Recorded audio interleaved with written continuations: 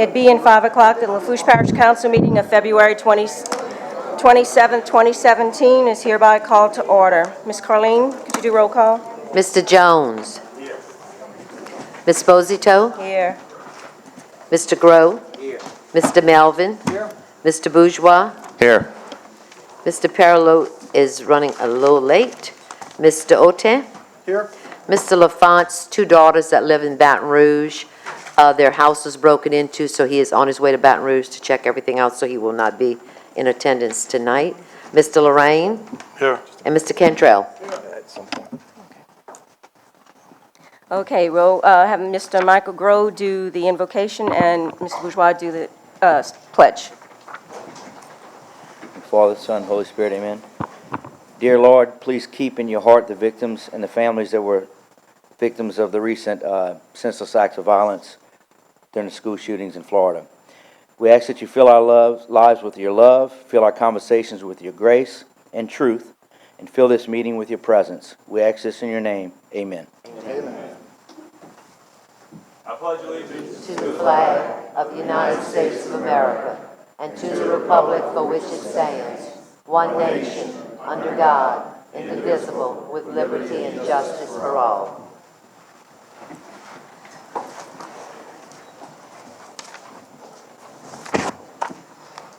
Hey, number one, I need a motion to accept the minutes of January 23rd, 2018 special session.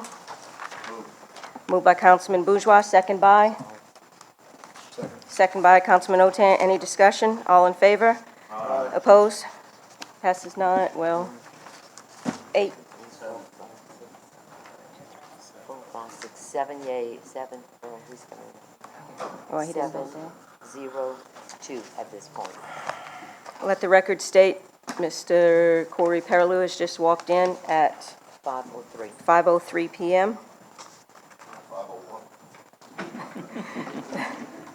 Number 2, motion to accept the minutes of the January 23rd, 2018 regular session. Moved by Councilman Bourgeois, second by Otan. Any discussion? All in favor? Any opposed? Passes 8-0-1. Number 3, motion to accept the minutes of January 30th, 2018 special session. Moved by Bourgeois, second by Jones. Any discussion? Being none, all in favor? Opposed? Passes 8-0-1. Number 4, motion to accept the minutes of the February 6, 2018 special session. Moved by Perillo, second by Bourgeois. Any discussion? Being none, all in favor? Opposed? Passes 8-0-1. Proclamations. Number 5, proclamation recognizing the Ward 6 seniors for promoting Lafourche on the move through the Senior Olympic Games. Can someone move for me? Moved by Councilman Grow. You're going to have him come up after? You're going to have to call him up? Okay, so Ms. Carleen is, second by Councilman Jones. All right. The seniors from Ward 6, could you guys come up to the podium? Do they all have to stay? For those of you who don't know, these are our senior Olympians. This is half of our senior Olympians. I'm so proud of you guys. Y'all are from my district, but even the seniors that aren't from my district, y'all are inspiration to all of us. So, Ms. Carleen. Proclamation, Parish of Lafourche. Whereas requested on behalf of Chairwoman Lucy Sposito, the Lafourche Parish Council congratulates and wishes to thank the Ward 6 seniors for promoting Lafourche on the move through the Senior Olympic Games. And whereas the citizens of Lafourche Parish, Ward 6 seniors stand firmly and committed to represent Lafourche Parish in the Senior Olympics with their youthfulness and ability to compete. And whereas the Ward 6 seniors were recognized in the regional, state, and national games. And whereas the Ward 6 senior citizens have provided significant leadership in the area of community involvement in the Senior Olympics and is the key to the community's well-being and long-term quality of life. Therefore, be it resolved by the Lafourche Parish Council, convened in regular session on January 23rd, 2018, and the reason for that date was it was deferred because I think we had some members that were ill, that the council wishes the Ward 6 seniors continued success in the Senior Olympics. On behalf of the Lafourche Parish Council, they do hereby set their signatures and have caused to be affixed the official seal of the Lafourche Parish Council, State of Louisiana, on this 23rd day of January 2018, Matthews, Louisiana, signed by Mrs. Sposito, Chairwoman, and Mr. Otan, Vice Chair. Congratulations. Money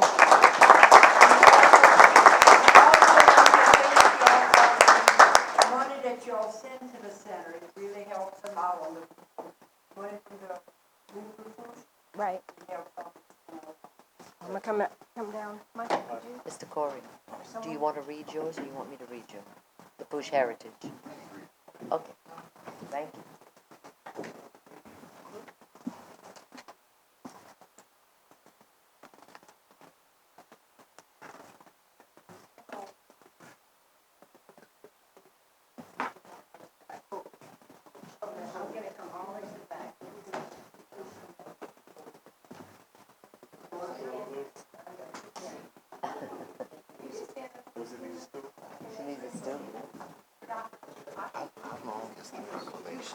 Two pages. But I mean, it's really, you know, they all sign it. So it's just this and this, y'all all sign.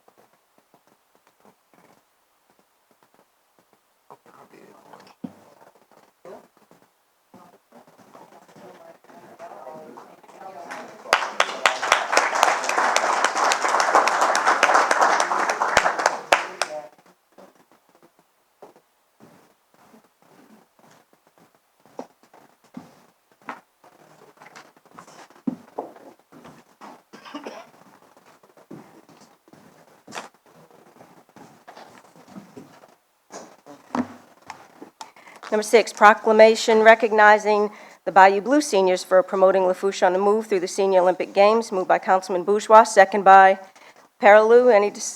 Okay. Bayou Blue Group, can y'all come up?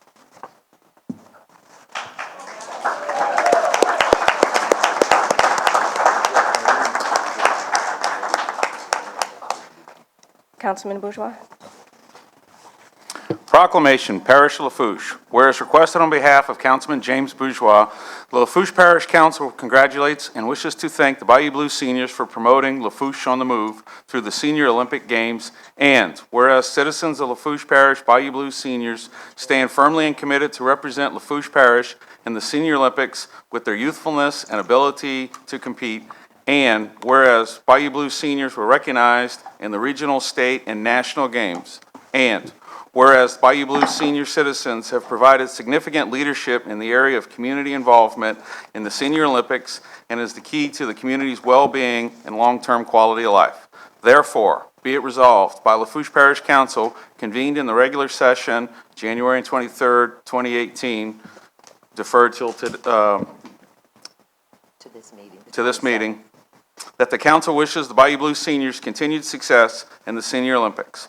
On behalf of Lafourche Parish Council, we do hereby set our signatures and have caused to be affixed the official seal of the Lafourche Parish Council, State of Louisiana, on this 23rd day of January, 2018. Signed, Lucy Sposito, Chairwoman, Lafourche Parish Council, Armin Otan, Vice Chair, Lafourche Parish Council.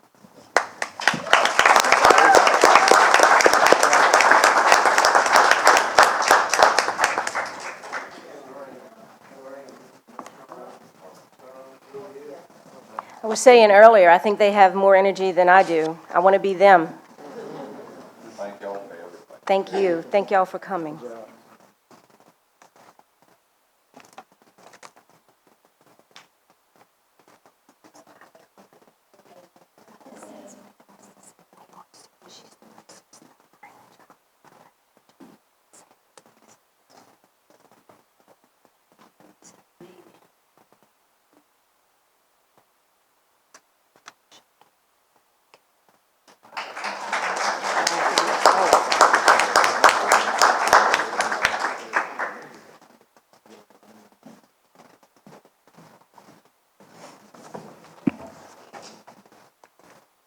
Number 7, Mr. Paralou, proclamation declaring November 1st through November 14th as Lafourche Heritage Days. Moved by Paralou, second by Melvin.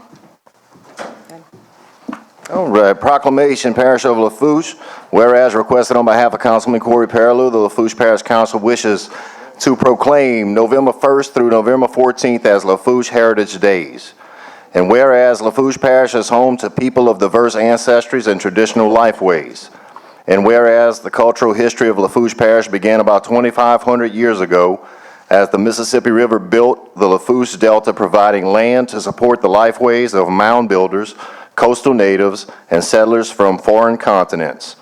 And whereas the earliest documented and planned settlements along Bayou Lafourche began in the late 18th century under dominion of the Spanish territorial government of Louisiana. And whereas these settlers represent the largest single immigration of people within the boundaries of modern-day Lafourche Parish.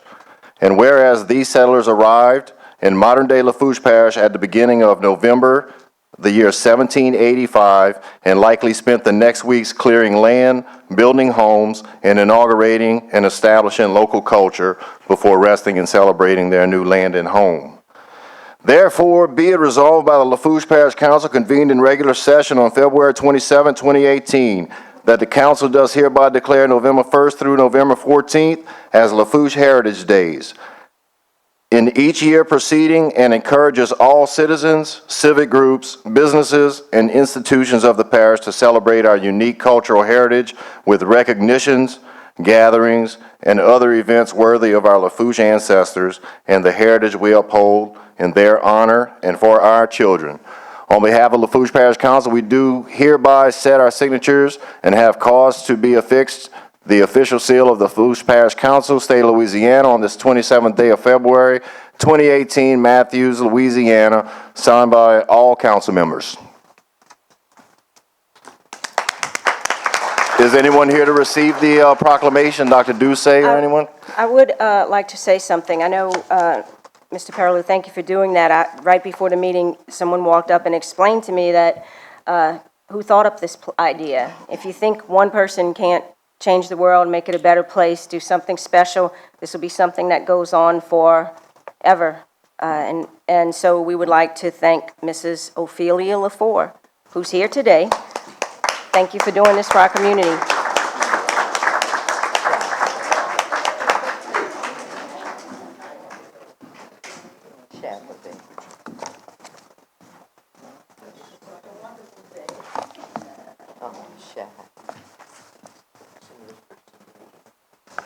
Did she have something to say? She's welcome to speak. Absolutely, we'd love to hear it. White button. White button on the mic. The white button on the microphone.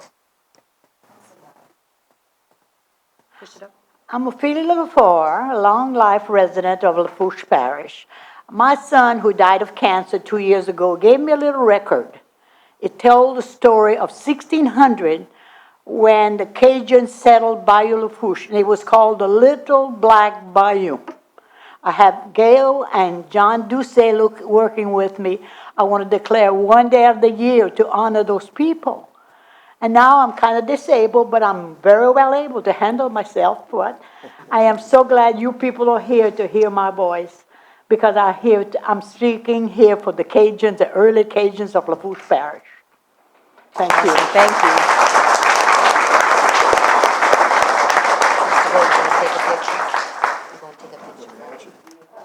Thank you, Bo.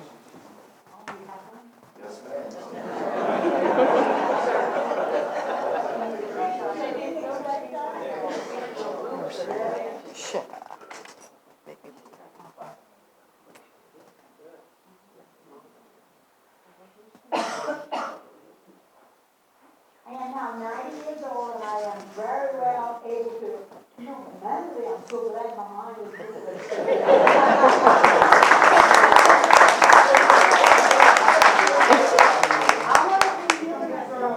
She looks good for 90 years old. Speaks well, too. Has been working with me on this, and I said to her, Gail, when are we going to do something about this? I had a meeting 2 years ago at my home, and there were 25 people there, but I couldn't continue to do it. When are we going to do this? I said, Man, we are honored to be a part of that with you. Thank you so much for all your efforts.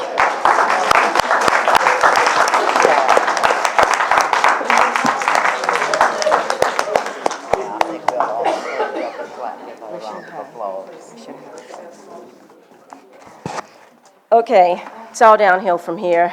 Just kidding. Well, I'm really not. Presentations and/or updates. Number 8, Mr. Harris Griffin, Chairman of the Lafourche Parish Fire Protection District Number 9, to present annual presentation. This was deferred by 1/23/18.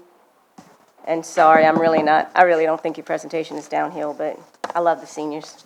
They're so inspiring.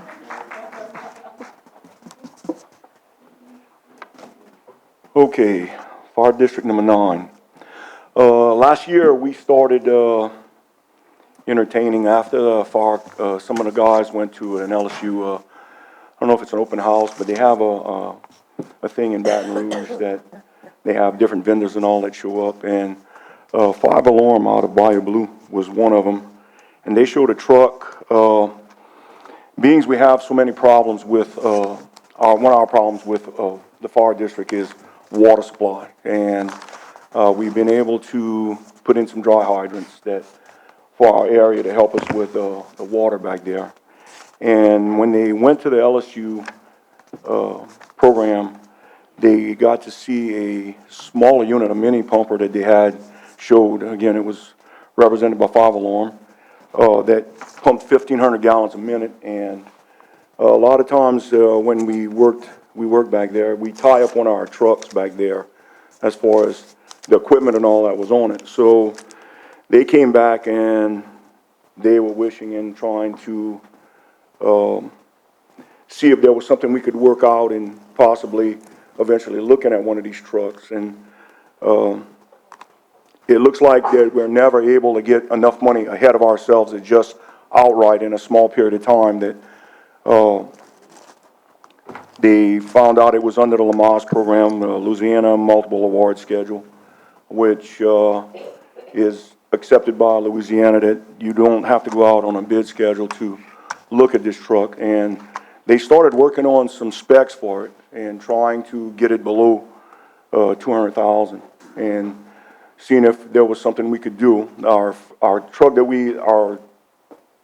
is the newer truck that we have in our, was bought actually that way. We had to do a lease purchase on that after 2000, and it took us about 7 years to pay that one off.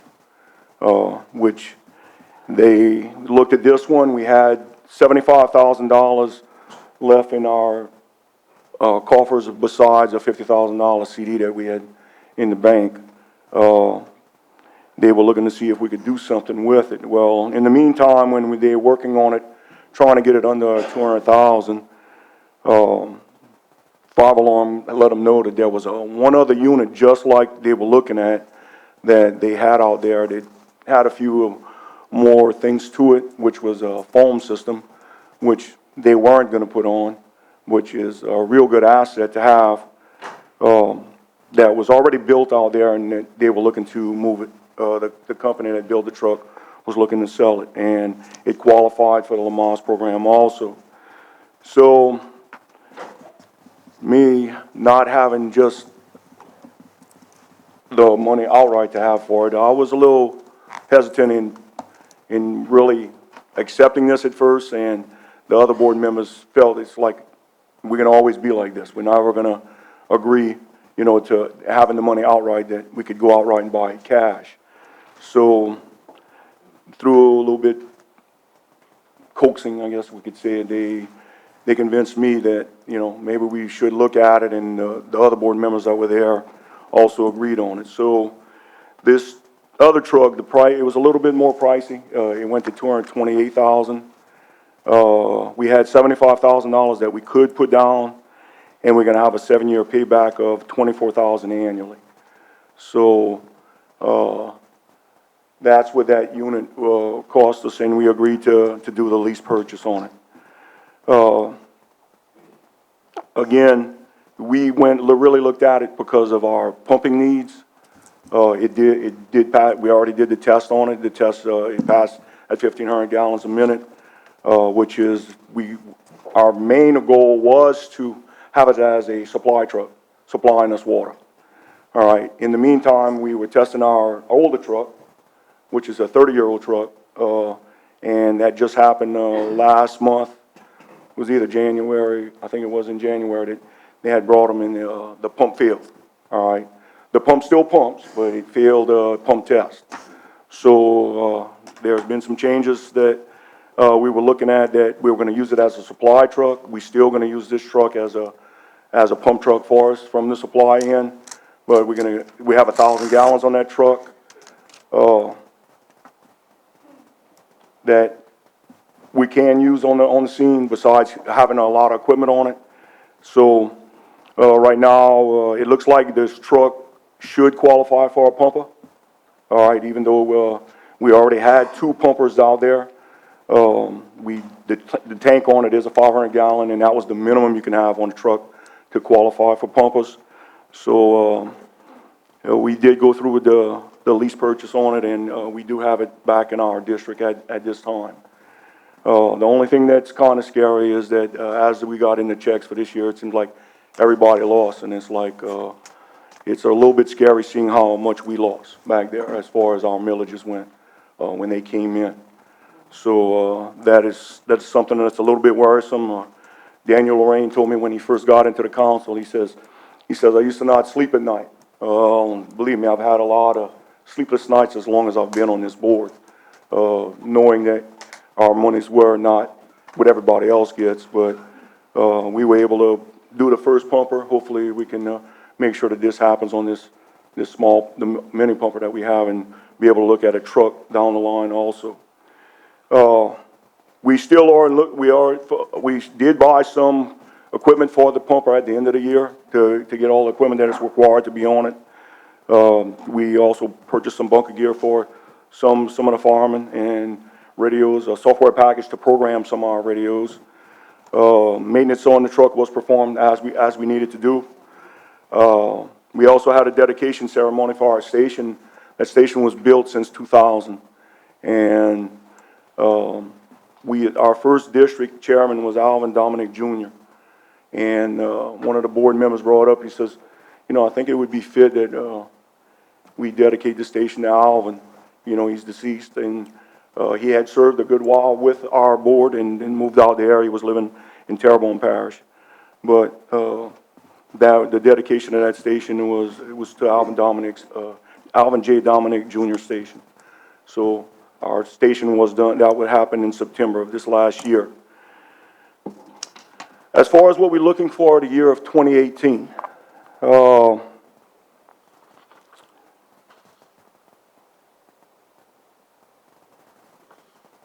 I'm sorry. Can I have that folder back?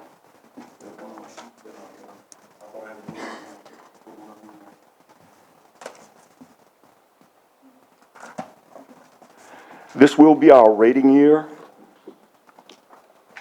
for us. Yeah. All right, that is something that is being worked on by the chief and the firemen. This will be our rating year. It is under the new program that they have out there. Things have changed a little bit. We're going to maintain our Class 5 rating, hopefully. It's like I said, one of the things is going to be that the trucks, how old your trucks are. That's one thing I heard that's going to be looked at. Hopefully the new mini pumper that we have will suffice as far as having a unit that is within 10 years of age. Is one of the things I heard they were looking at. Our millage will also be expiring. I think it's next year is when our millage expires. So we are looking at the dates and possibly to get it renewed. That's got to be looked at also this year. We're still in need of a generator for our station. The chief keeps pushing that. We got other things we need to look at, but he definitely would like to get something in case the power goes off, to have that backup out there. But again, we just keep watching around, and hopefully we'll bump into something that we can work with. All right. We still need some additional equipment on the mini pumper to have all the equipment that is required for ratings. And the other thing is, the pumper that did fail, we still want to look at seeing if we can repair the pump on it.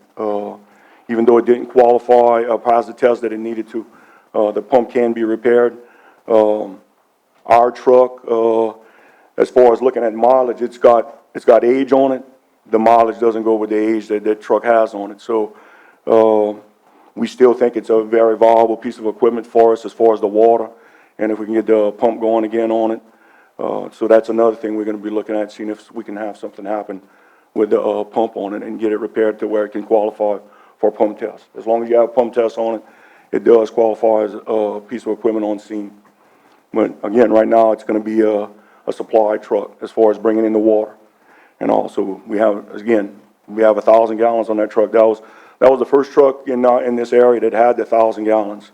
And since then, I think, a lot of companies have gone with 1,000-gallon tanks. And, again, we don't wanna lose it. Not at this time, anyway. Any questions?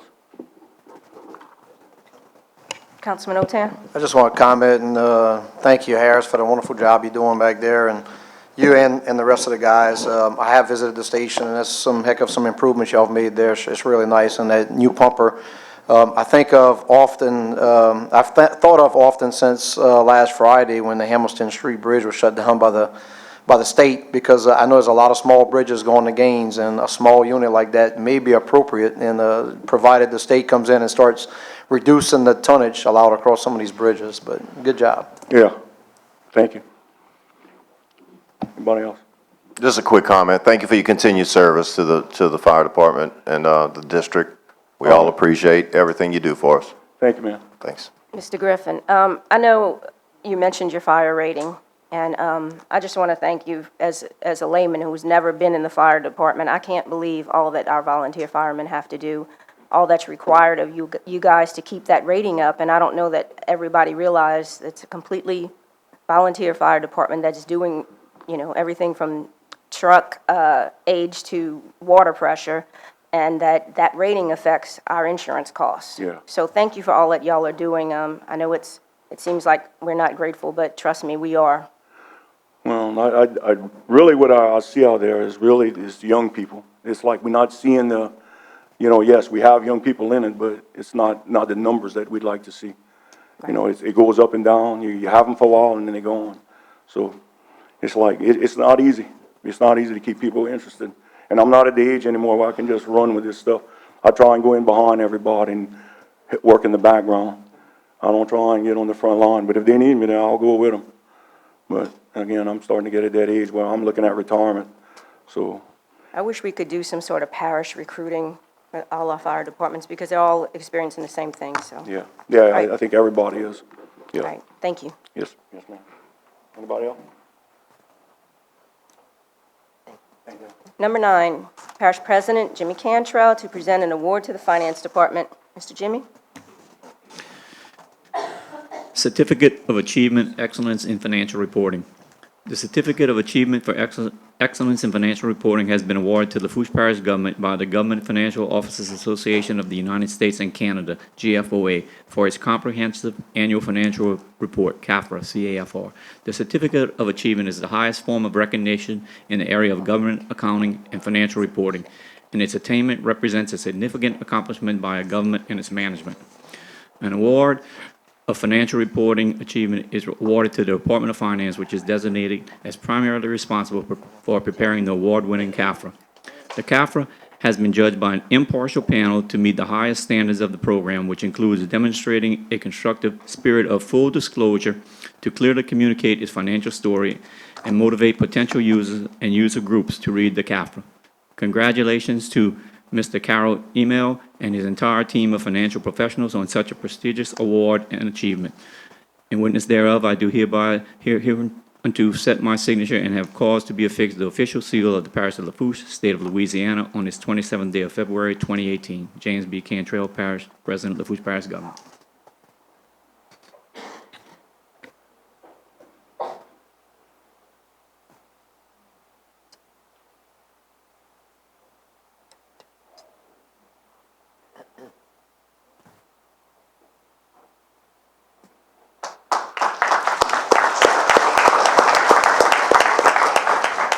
Councilman Jones?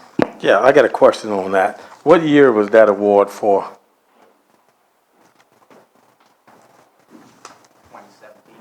2017. I think for the last 10 years, this Parish been receiving this award under the direction of our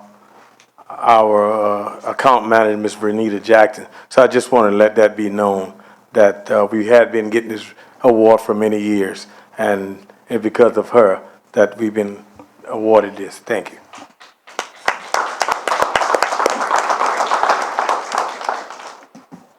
D, legal advisory report. There is none. E, engineers.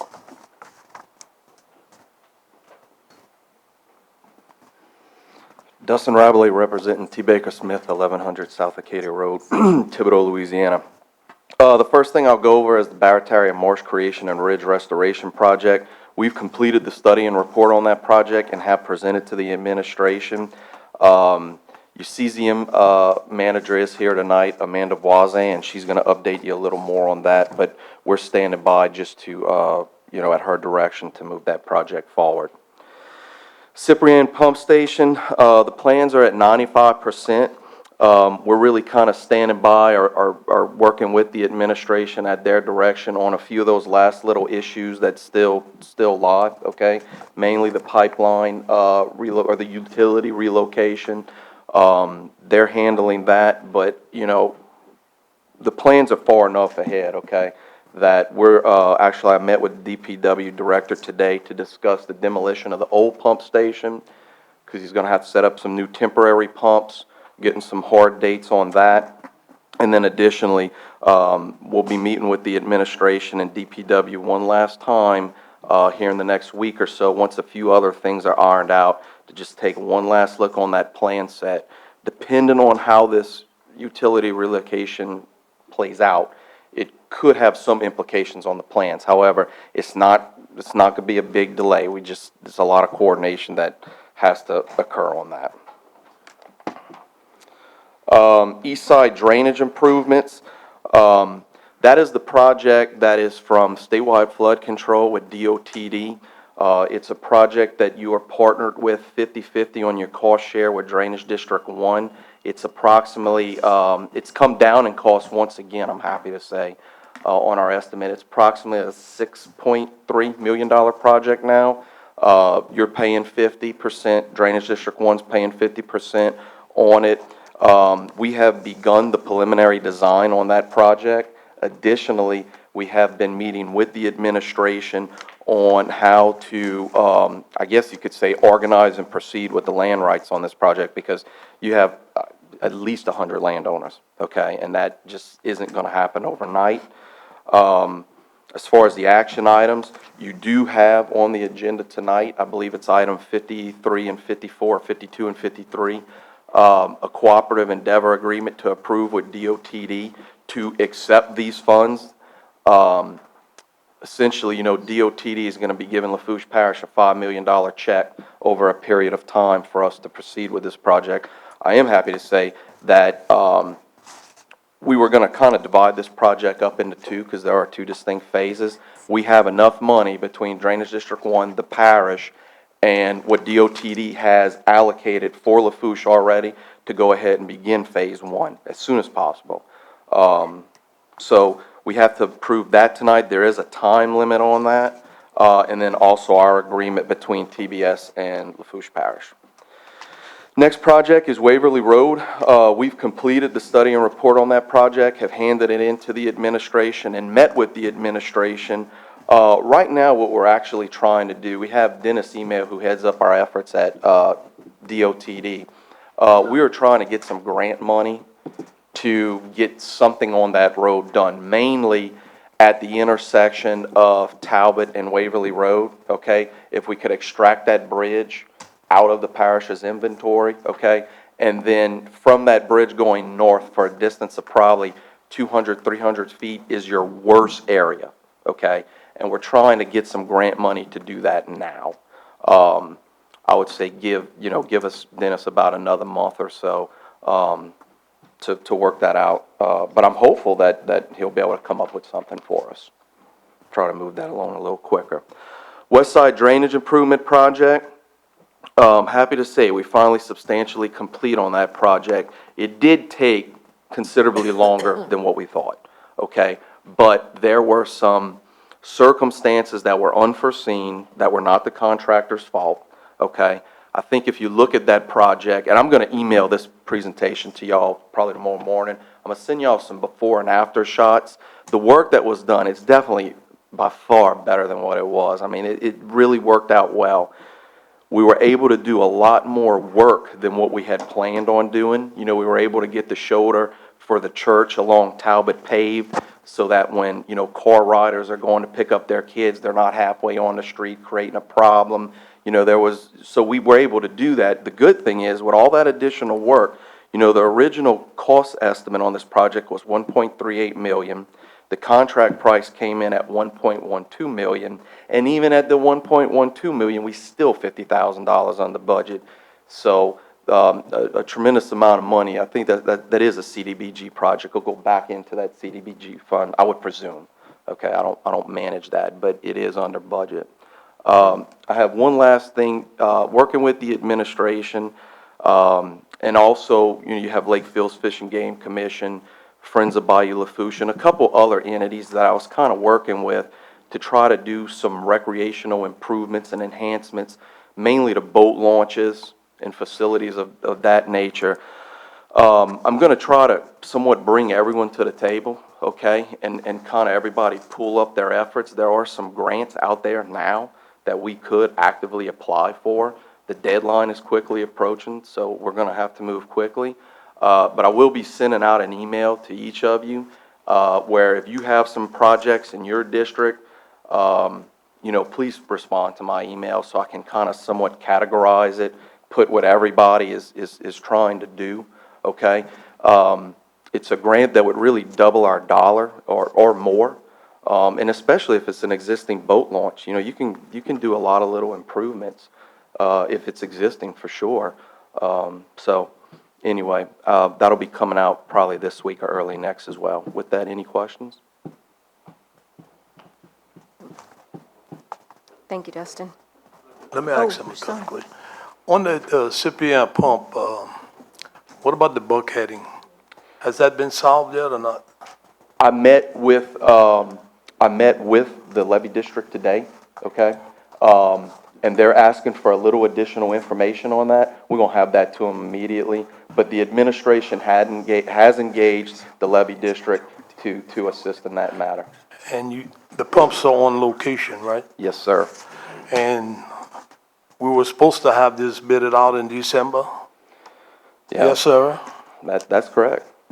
And That was we the goal. are That was the goal. practically March the 1st tomorrow. Mm-hmm. So you said you're 95% complete? Should we be getting something bidded out within the next month or two? I wish I had an answer. I'm just on that. asking.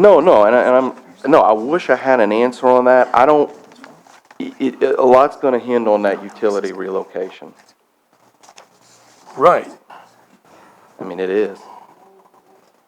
okay. But believe me, I mean, I look. I'm not getting paid by the hour on this job, so believe me, I want it to end quite some time ago. So. Anything else? Mr. Jones? Yeah, Dustin, I'd just like to thank you. The West Side Drainage Project came out great, looked beautiful. Hopefully that eliminates a lot of flooding on the St. Bernard side, but appreciate all the help.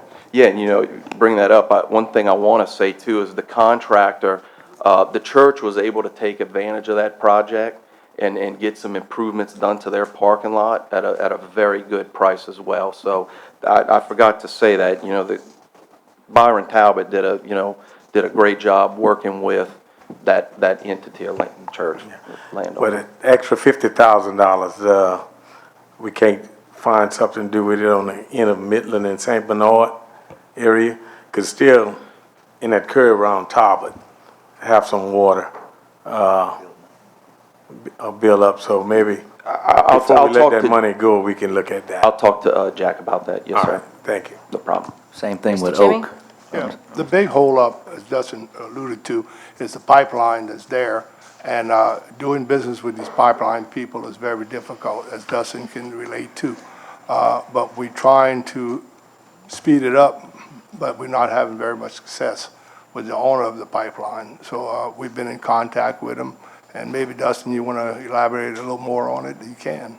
Well, yeah, I want to be careful what I say, because I don't have a right to negotiate No, a I deal, know you you're know, on not, I behalf know of the you're not parish. negotiating, I don't want you to negotiate it. But I think regardless of what happened, you know, Mr. Brent, you can chime in too. I think regardless of whatever might happen, I think we have a path forward, you know, as a worst-case scenario. We do. That still needs a little bit development, but, you know, we're doing all we can to make sure that no matter what happens, this project advances sooner rather than later.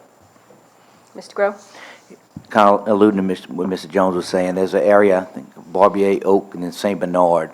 There's some area right there that's holding some water, which PW was here. I get a lot of calls about that, and they were waiting for the project to finish to see, but we haven't had a real heavy rainfall. So don't give us the money back yet.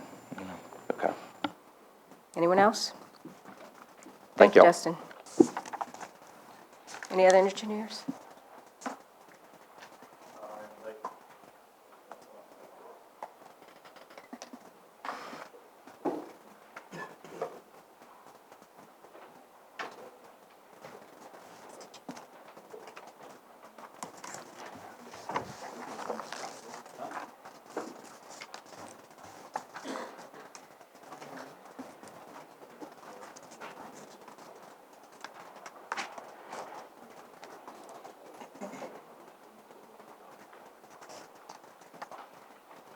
Joe Picciolo and Associates, 115 Picciolo Parkway in Cutoff.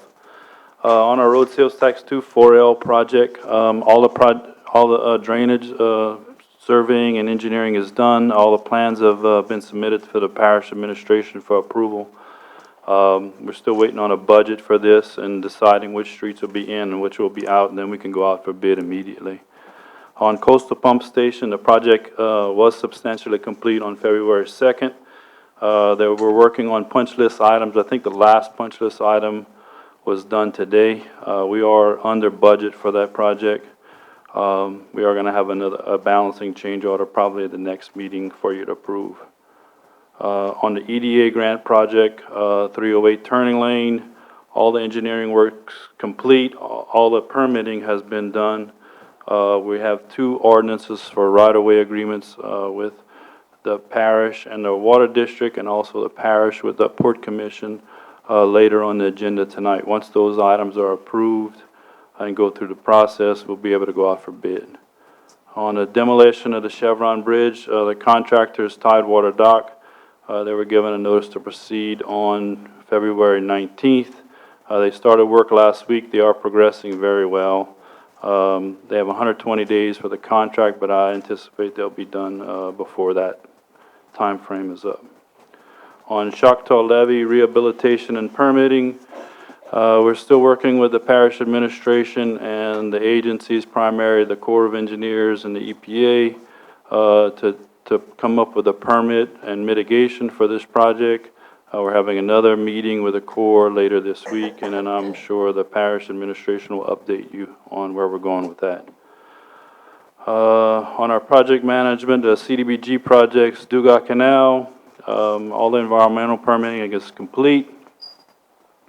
We do have a resolution on tonight's agenda for an intergovernmental agreement with the Bayou Lafourche Freshwater District for modifications at Dugas Canal and LA1. We're also going to have a servitude agreement with the Lafourche Parish Water District. That'll likely be on the next council meeting. We did meet with the parish administration and the engineer earlier this month. All the bid documents in our order, provided we have these agreements in place, we'll be able to go out for bid. On West Side drainage improvements, as Dustin alluded to, the project is substantially complete. There's still a few punch list items there. They're going to have a change order probably on the next agenda for a decreasing amount on this contract. On Highway 308, substantial completion certificate is being processed. The project is done.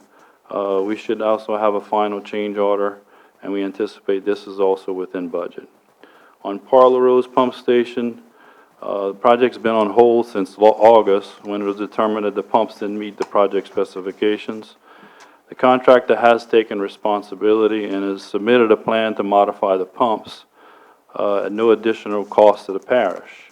We've been meeting with the DA, the parish administration, and there was an agenda item for a change order at this meeting. The engineer wasn't able to get that change order together, so we're meeting with legal people probably next week to discuss the change order and then have a change order at the next council meeting for your approval and review. And the Lafourche Community and Recreation Center, all environmental permitting is complete. Plans and specifications were approved for grant funding. And they are doing this review appraisal on the property appraisal, and it should be done pretty soon. Once the land acquisition is taken care of, then we'll go forward with the project. Any questions? Nooney? Okay, I got a few. First off, on the roadway improvements, I know the last time we met to talk about, I think Daniel, myself, and a few others, when we talked about the, what we were gonna do and what we're gonna, which roads prioritize, yada, that was done in the fall of 2016. So I know there's been a long, long delay on any action, and I just see here where we talk about we're gonna have to remove some, to stay in budget.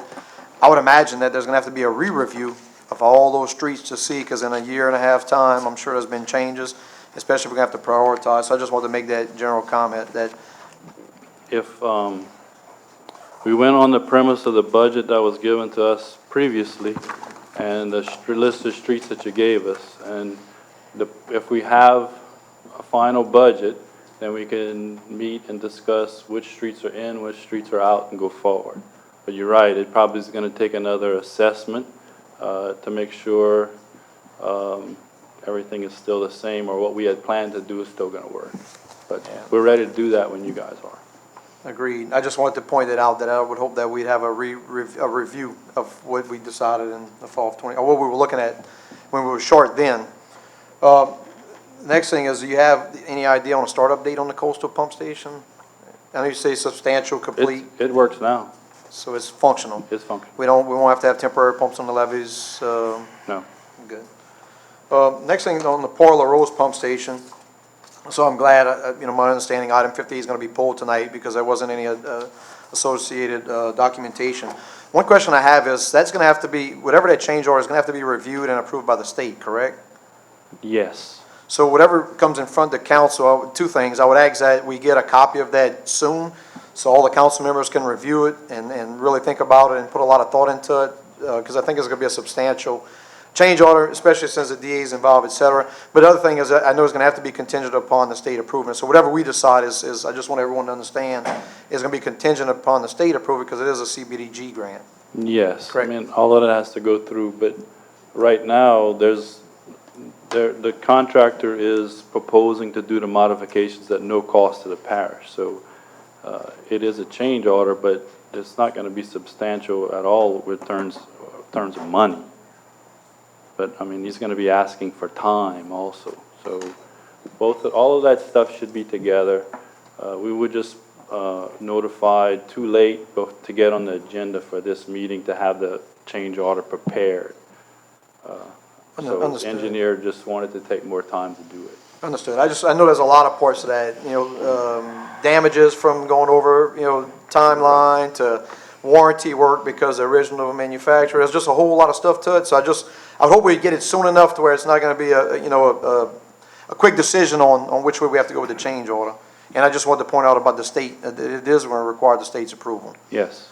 The other thing is on the community center. So Leaf House had told me, I guess about a month ago now, that the appraisal had been done and the reappraisal had been done, and it was going to the review appraisal. So it's been a pretty long lapse time now. I'm just wondering, how long do we think it's going to be before it gets re-reviewed? I don't know if Mr. Jimmy knows or if you would know. The review appraisal is supposed to be to our office by the end of this week, early next week. Okay, So so we're talking about now. That's right. Okay, good, thank you. Mr. Grow? My question was about Parlor Rose as well. So I guess because it hadn't come up over here in a while, so I know y'all must be doing a lot of behind-the-scenes work. The plan is to not ship them back to Florida? The proposal is not to ship them back to Florida. And we kind of kicking it down the road a little bit more. You feel that they can, the contractor feels that they can get these installed and running before hurricane season, which will be coming around the corner again? I don't know. The last we talked to the contractor, our plan was to try to get it approved, the modifications approved, and within 60 days have the pumps installed. That highly depends on the schedule of the person that's going to be doing the modifications. Bo? Thank you for being here, Joe. We're going to have a question for you, and I've been corresponding, as you know, but I have a question regarding to 37, which we'll hopefully deviate to after executive session, so if you could stick around just for a little bitty while. Sure. We'll deviate to it. Thank you. And we have Parla Rose Pump on the agenda for later on, but since you already talked about it now, where are the pumps right now?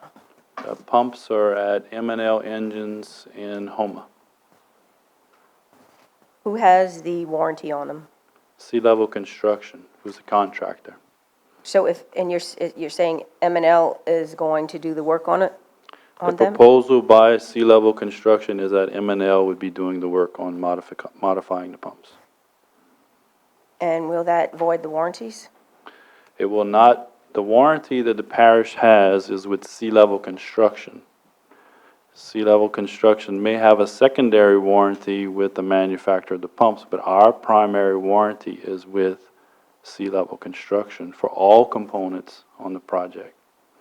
And you're saying Sea Level took responsibility for the issue with those pumps? Yes, ma'am. When did they do that?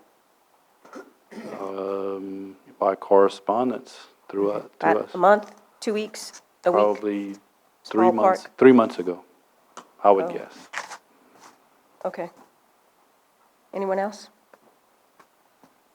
Thank you. Joe, before you leave, it's not finalized, though. We haven't had a report. No, sir. The proposal is on the table for discussion, and, but it's not final yet until, of course, this council approves it. Right. Joe, extreme pump, they out of the situation totally? Our contract, or the parish's contract, is with Sea Level Construction, okay? So I know that Sea Level and Extreme, or Sea Level and FBI, have had correspondence back and forth. We've been provided some of that correspondence. I'm not sure if it's all of it.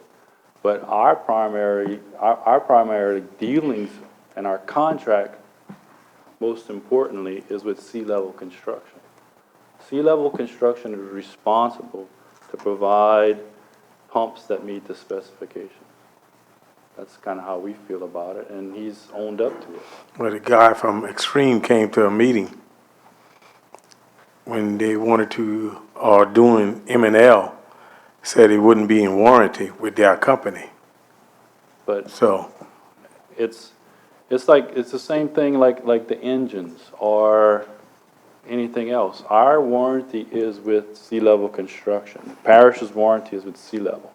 Sea Level may have a secondary warranty with someone else for the engines, for the pumps, or gear drives, or whatever. And one other thing, Joe, our contract is with Sea Level, too. That's right. Not with the pump company. So we have a 1-year warranty with Sea Level, and in the proposal, he is offering to extend that to 2 years. yeah, I know what you're saying, but I don't want Extreme to come back and say they at Sea Level put them at fault for the pump. And that was a big conversation in here about 2 or 3 months ago. I don't know, and we're not party to the dealings between Sea Level and Extreme Pump. That's a contract between them two. And I don't know where that stands, and I don't know, I mean, we know where we stand with Sea Level. And that, to me, that's most important. But the most important thing to me is getting Paula Rose completed Absolutely. and ready for hurricane season. Yes, absolutely. Anyone else? Thank you. Thank you. Any other engineers?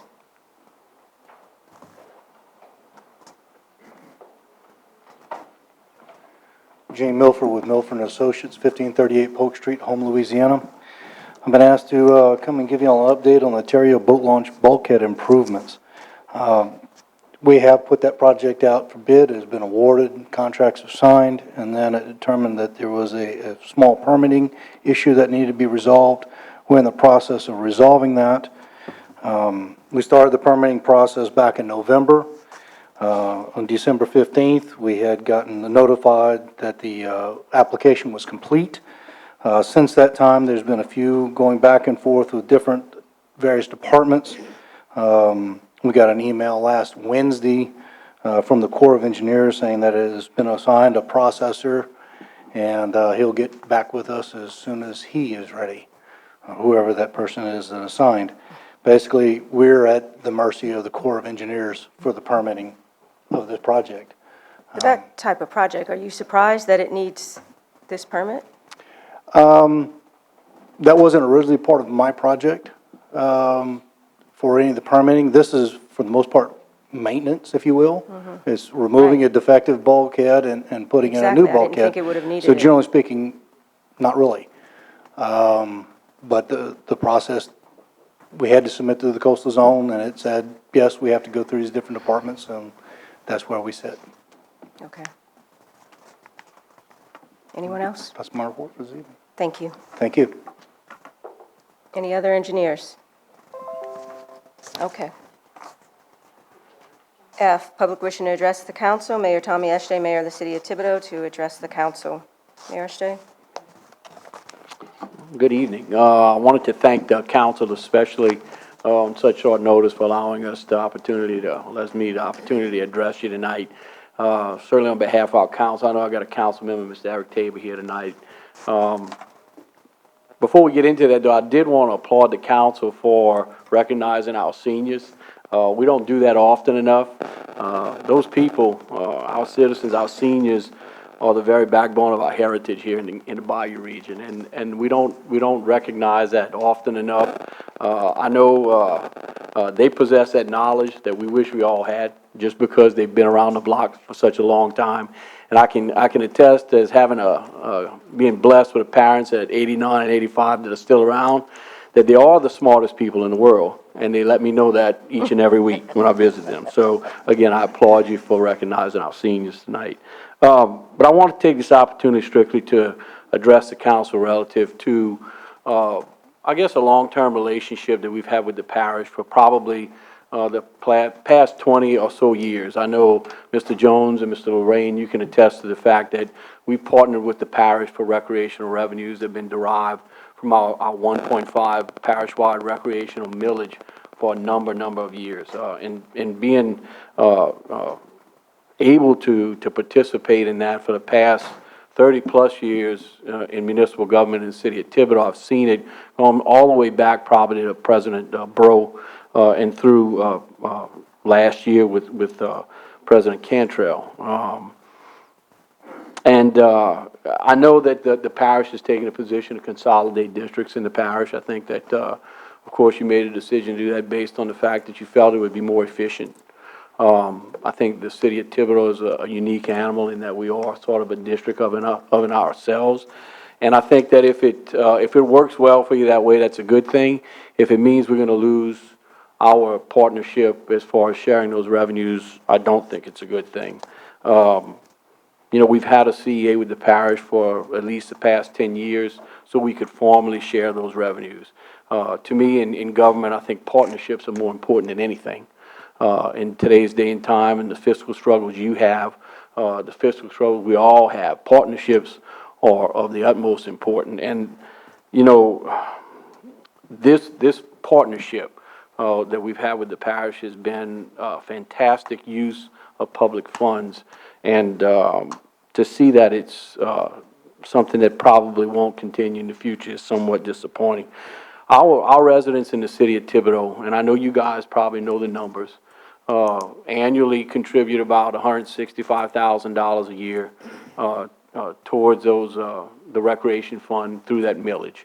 And through the partnerships we've had, either through a purchase order system, which goes way back to President Bro, and then through a direct partnership of revenue sharing, we received approximately $107,000 a year from the parish. to apply directly toward our recreation programs in the city of Thibodeau. And I can assure you that not only are they wisely used, but yeah, I think if you look at the comprehensive programs that we have and we offer, not only to our residents in the city, but to all residents, even some in Terrebonne Parish, that's a small price to pay to make sure that those programs remain intact. And although we don't have the state-of-the-art program, recreational infrastructure that some cities, big cities and parishes have, I can assure you our programs are second to none. And in that revenue sharing program, in the past, it was explained to us basically that those dollars would be shared to us, not all of the dollars. And we understand that the excess revenues that we didn't receive would go into a parish fund to be used for capital improvements. And those are supporting capital improvements throughout the parish. In the last 20 years, and I'm just going to go back 20 years, in those revenue sharings, our citizens in Thibodeau have contributed over $1.2 million to that fund. And that's okay.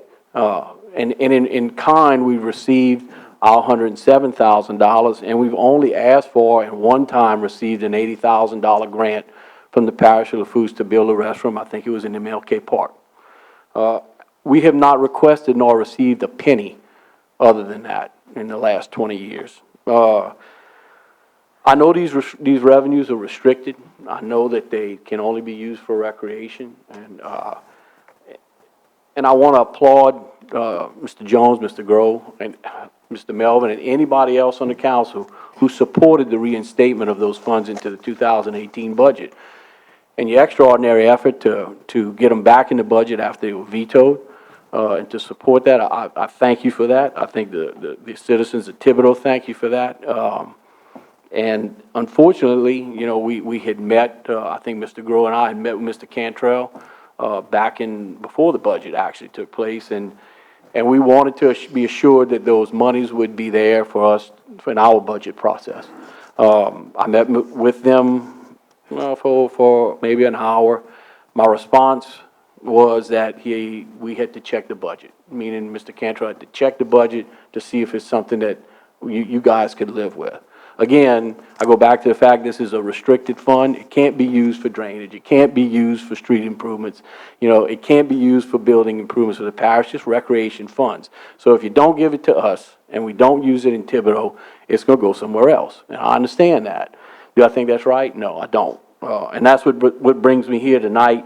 You know, and I think that you realize that the opportunities, and I don't know, I gave Ms. Sposito a copy of our pamphlet that we put out that outlines the programs that we provide to our citizens and to our parish residents, and again, even some in Terrebonne Parish, each and every year. And I think you'll see that those opportunities that we offer to our citizens, not only the youth, but our adults, not only adults and youth, but special needs kids.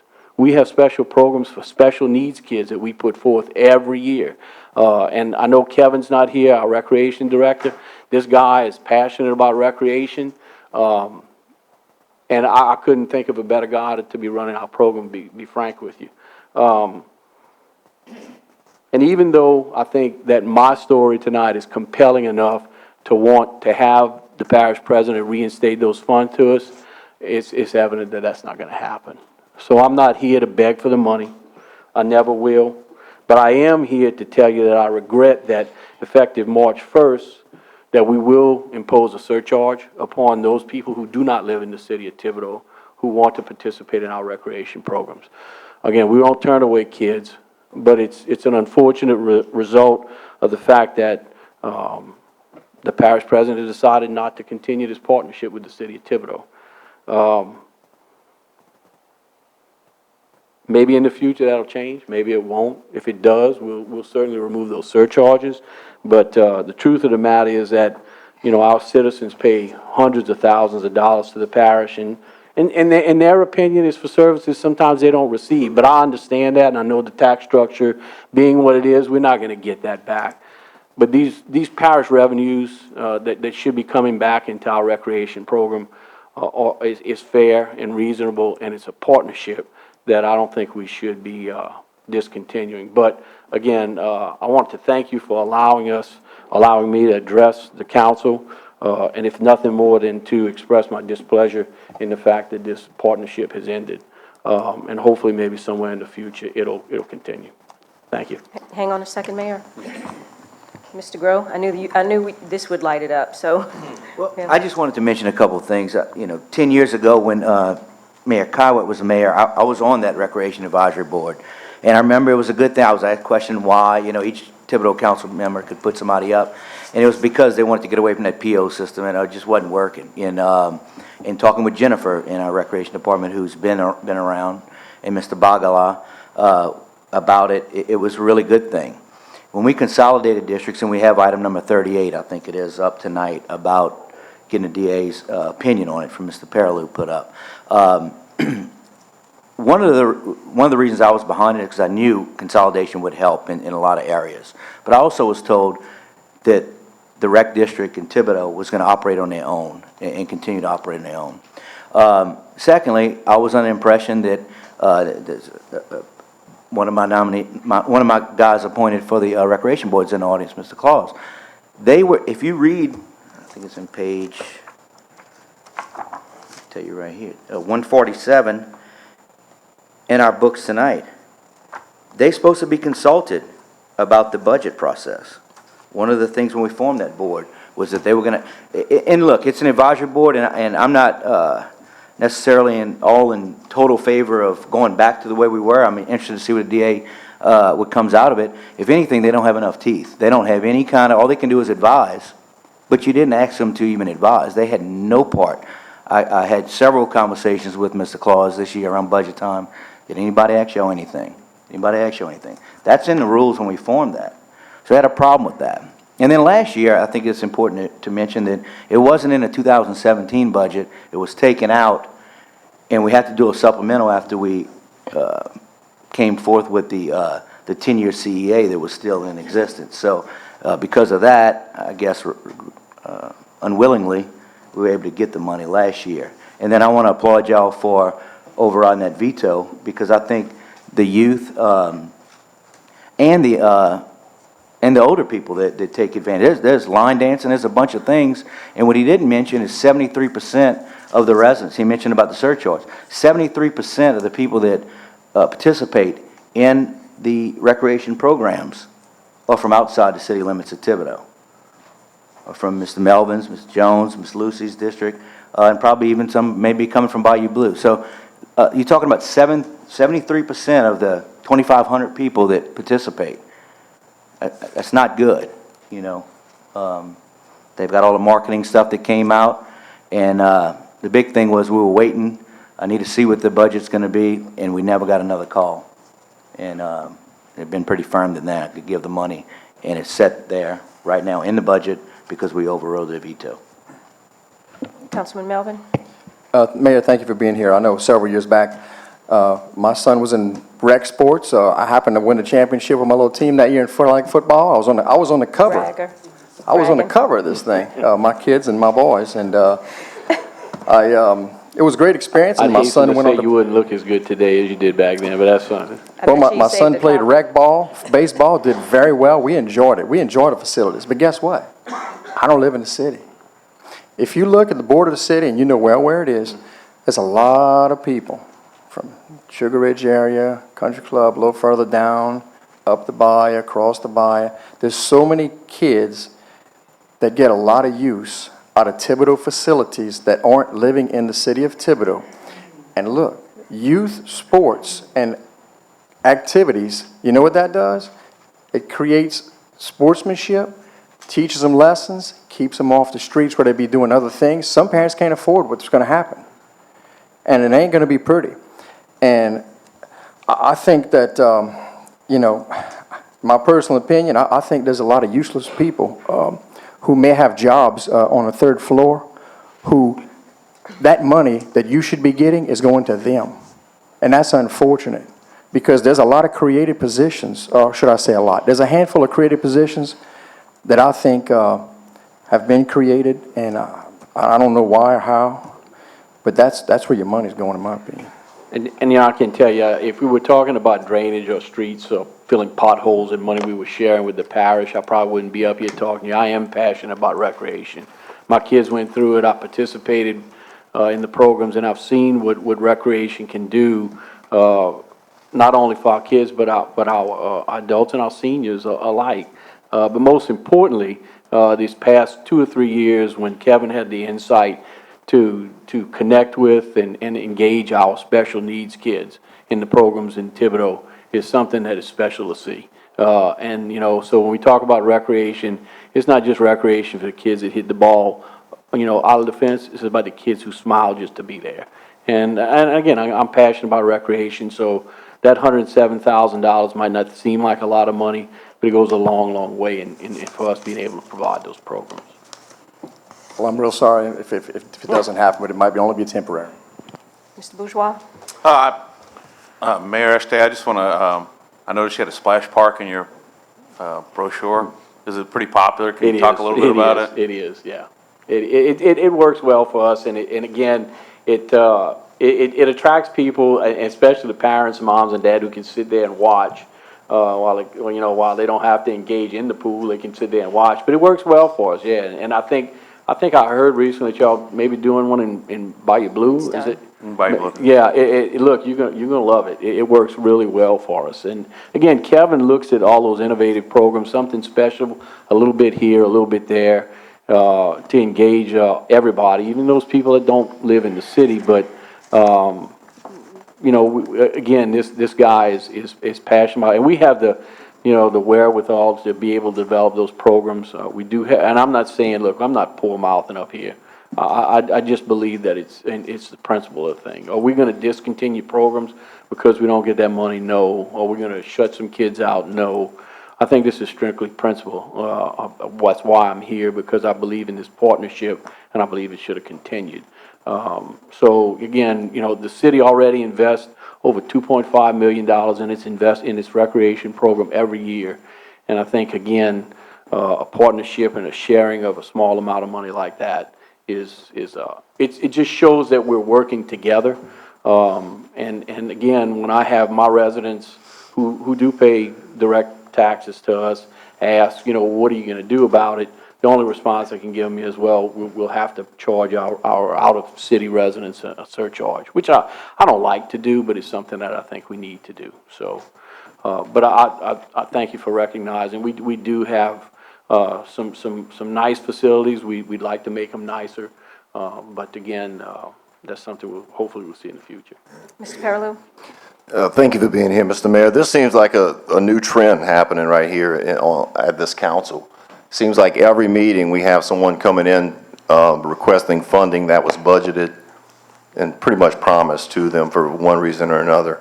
So I think it's in bad faith and bad taste that you're not getting your funding. Pretty early on in our term, we were approached by the administration as a council with this pipe dream about realigning the parish recreation.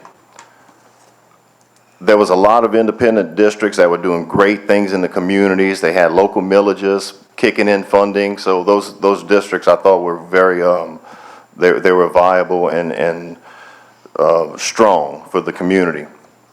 So basically this council passed 7-0. I think there was two members missing. So we realigned the district because we were promised things are going to be great. Money's going to be distributed evenly or equally, and all the kids are going to have a great time in the new world of parish recreation. So then today, you brought this beautiful little pamphlet stating all of the opportunities that Thibodeau offers their residents in recreation. And I'm looking at it like, not just kids, adults, seniors, everything. I mean, where's the parish youth flag football league that our tax dollars are going for this new mainstream parish-wide rec? Where's the strong women program? Where's the line dancing classes? I wouldn't mind learning how to do the freeze. Men's basketball, morning yoga, co-ed volleyball, men's flag football. Where's the activities that we're streamlining for the entire parish? Instead, no, we have communities coming to me in my district stating, we can't buy toilet paper for the building because they're saying we have to do X, Y, Z to get $10 of our own money. So, you know, I'm disappointed that we fell for it, and I'm working on some legislation, hopefully to overturn that ordinance or those ordinances that created that thing, and maybe create a better plan before we actually jump the gun and create a parish-wide district that's doing nothing. Thank you for being here. I like your tie, by the way. Yours looks awful nice, too. Don't move, Mayor. You dress Mayor, you're well. not done. Councilman Jones? Yeah. Yeah, I'd like to ask, the parish president, how much money is in the recreation fund?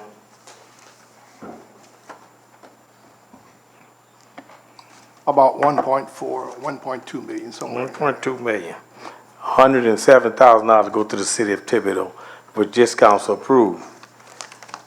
Okay. $107,000 gonna break the parish? No, but we spent $600,000 right on the outskirt buying 2 lots to build 2 more ballparks, which the city of Thibodeau will benefit from. That's 600,000, almost 650. So in other words, how much you collect? You say you 165? It's about $165,000. So that's 3 years that you're gonna get benefits from after we build those ballparks. Oh, Jimmy, I respectfully disagree with you on Well- that. Those fields Well, I'll that tell you you what we purchased. do, Mayor. I don't wanna get into it, but let's take all the money in Thibodeau green and put all the money outside this area you talking about pink. I guarantee there's more pink money going into your coffer than green money is going into it. Because they Mr. shot President, I'm in not gonna Thibodeau. argue with you Well, about where revenues are generated and where okay. they go. This is That's it. simply an We talk issue about about, this is about recreation. recreation, and I can assure you, I mean, if you chose to purchase that property, that's certainly within your authority to do that. That is not gonna enhance our recreation programs one bit, and you know that. So, I mean, again, I'm not here to do that. I mean, I appreciate you giving me the opportunity to address the council. Let them finish, and then I have a It question was for you. benefit to the parish that we purchased that property. Is that the reason why you can't give the city 107,000? Then what about the other areas that produce more money than that? We give it all to them too? Well, since you You know what I mean? Salt Lafourche. chime in on the property that we bought and paid for, which is the parish property, would you be against giving the city 107,000 out of the 250,000 allocated to Heroes Park? I don't know. I have to think about that. Yeah. Tommy, I'm sorry you're going through this. No, I understand, It's- Mr. it's Jones, just I that understand that. I'd just like to thank you for the parking, no parking for the council. No, no problem. That, and you see what we go through. Councilman Grow? Yeah, I was just gonna say, I remember, and I have in my notes, because I've been dealing with this for a while, Heroes was 169, 171. I know we have some money, but I don't know what a 600,000 is on that. And I threw out some percentages, but just because of these things are coming up, I just wanted to mention it, just from their last year's numbers. Youth fast pitch, 88% of the people were from outside of city limits. Youth baseball and softball, 958 participants, 748 are outside the city limits. That's 78%. Tiger Sharks is a swim team. Not everybody can afford to join the country club, pay the country club dues, and then join the swim team. 187 participants, 162 of them are from outside the city limits. That's 86%. Then swimming lessons is a big one too. 477 participants, 375 or 78.62% are from outside the city limits. These are all people that have to pay a little bit more, or a lot more. I mean, it's going to affect a lot of things. Mr. Melvin? Yeah, real quick, I just wanted to reiterate that looking at my notes, I just wanted to apologize. I didn't mean to say useless people, but positions. I wanted to reiterate positions because I think that there are some positions in the parish that I think were just kind of created. Thank you. Okay, the only thing I want to add is, what's your budget for the parks and recreation? So let's just say, and I know you won't do this, and I don't want to be an alarmist, but just say the city of Thibodeau washes their hands of parks and recreation, and the parish has to now assume what you're currently doing. What is your budget for parks and recreation? Our annual budget is about 2.5 million. Okay, think I thought I made heard the that 2.5 statement. million. Yeah, it's what is for our Parks and Recreation Department, so, So if the parish would have to take that on, that would, I'm sure they wouldn't do it in that mean, manner, but yes. Again, I'm looking at revenues generated specifically for recreation. And again, we're talking about a partnership with the parish and how these dollars are spent. We're not, and I'm not saying don't give Golden Meadow their money. I'm not saying don't give Bayou Blue their money. Give it to them. I mean, the residents paid it, and if you want to share it with them, share it with them. I couldn't think of a better way to use those dollars than to share with those districts. They know how to do it better than anybody. We are a district, and we know how to use those recreation dollars in the city of Thibodeau better than anybody. I will tell you that, without a doubt. And it's unfortunate that after meeting with Mr. Cantrell, you didn't even give me the courtesy of telling me you weren't going to take it out of the budget. You know, I had to find out secondhand. I don't call that a partnership, but unfortunately, that's what it is. And I didn't mean to go this That's far okay. into a discussion with it, Well, the other thing I want to add is, we know how Chack Bay may be one of the fastest growing areas in the parish. And when I look past Chack Bay to Choctaw and some of my other Bayou Buff, and I've seen you all give discounts for, or give at-risk children free swimming and whatever. I'm going to tell you, an additional charge may even be cost prohibitive for some people in my district, for sure. And they may never even come and tell you, because it's proud people, they may not even come and tell you, you know, I can't afford another $30. And the worst thing to do with someone with at-risk kids is give them less to do. too. And I will tell you, in the conversation that I had with our recreation director, when we decided that, you know, we were going to have to probably move forward with that, is the same policy we've had for the last 8 years. If the parent or guardian comes to us and says, I want my child to be involved in the program, I want to register, but I cannot afford your fee, we're not turning them away. And we're not going to say it's free. But parents won't all come to you. That they won't, but we know, and Kevin has a keen sense to when there's financial difficulties, and we address those. We're not going to turn anybody away. Well, I'm just saying that's unfortunate that we're at that part, especially listening to the numbers in 73%. I mean, City of Thibodeau is 6.5 square miles. So of course, the majority are going to come from outside the city limits. Anyone else? Thank you, Mayor. Thank you so much. Number 11, Ms. Danielle Stein, Executive Director of Thibodeau Main Street, Inc., to address the council. Good evening. Thank you all. Just take a minute of your time. State your name and address for the record, Danielle please. Stein, 409B West 3rd Street. There you go. Just a minute of your time, I wanted to introduce myself. I am the new Executive Director of Thibodeau Main Street, and for those of you who are not familiar with us, we are a nonprofit organization, and we're dedicated to the promotion and revitalization of historic downtown Thibodeau. We essentially serve as the Chamber of Commerce for downtown. We promote and support our businesses as well as our residents. Last year, we assisted in the cleaning of the exterior of the Lafourche Parish Courthouse. We also received a grant from the L'Oreal Foundation for the installation of some planters, benches, and trash receptacles outside of the courthouse as well. We also received a grant from the Pelche Foundation to add security cameras downtown. So we're not only interested in the beautification of our area, but also the security of our residents and our businesses as well. We've installed some of those cameras in the first phase last year, and we're in the midst of phase 2 now. So we're working with the Chief of Police, Thibodeau Police Department, so we can, strategically place those cameras. We have a strong working relationship with many of our downtown businesses, but also businesses and organizations in the city of Thibodeau as well as Lafourche Parish. We work with the Lafourche and the Thibodeau Chambers of Commerce, the Louisiana's Cajun Bayou here in Raceland, also Friends of Bayou Lafourche, and we hope to have the parish government's support in the future as well.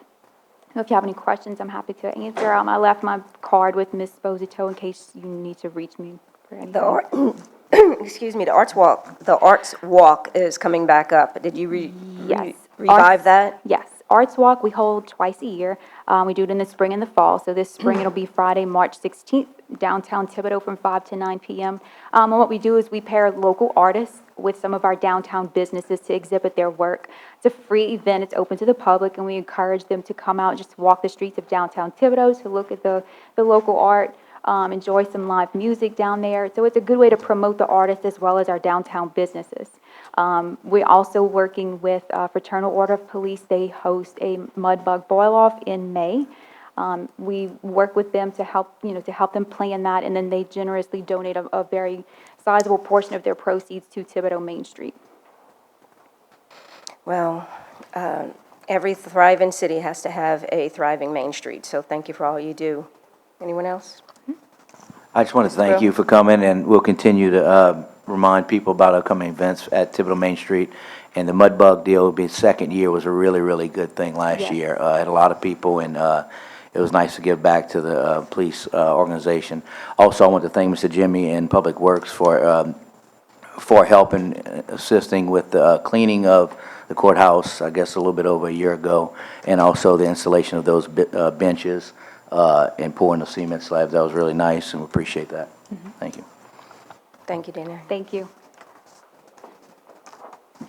Ms. Carlene, do you have others wishing to address the council? I do.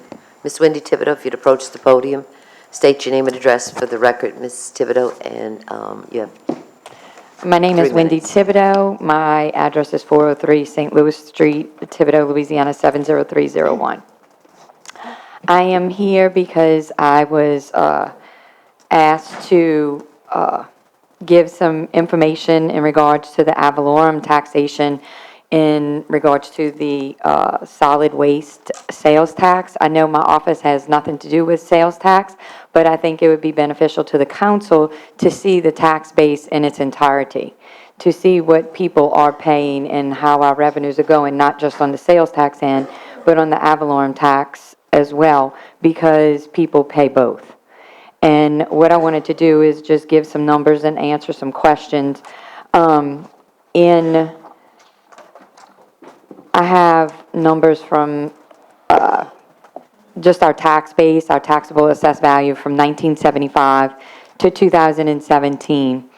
And this past year, from 2016 to 2017, we took a 9.76% decrease in taxable assessed value. What that means is a $12 million decrease in revenue.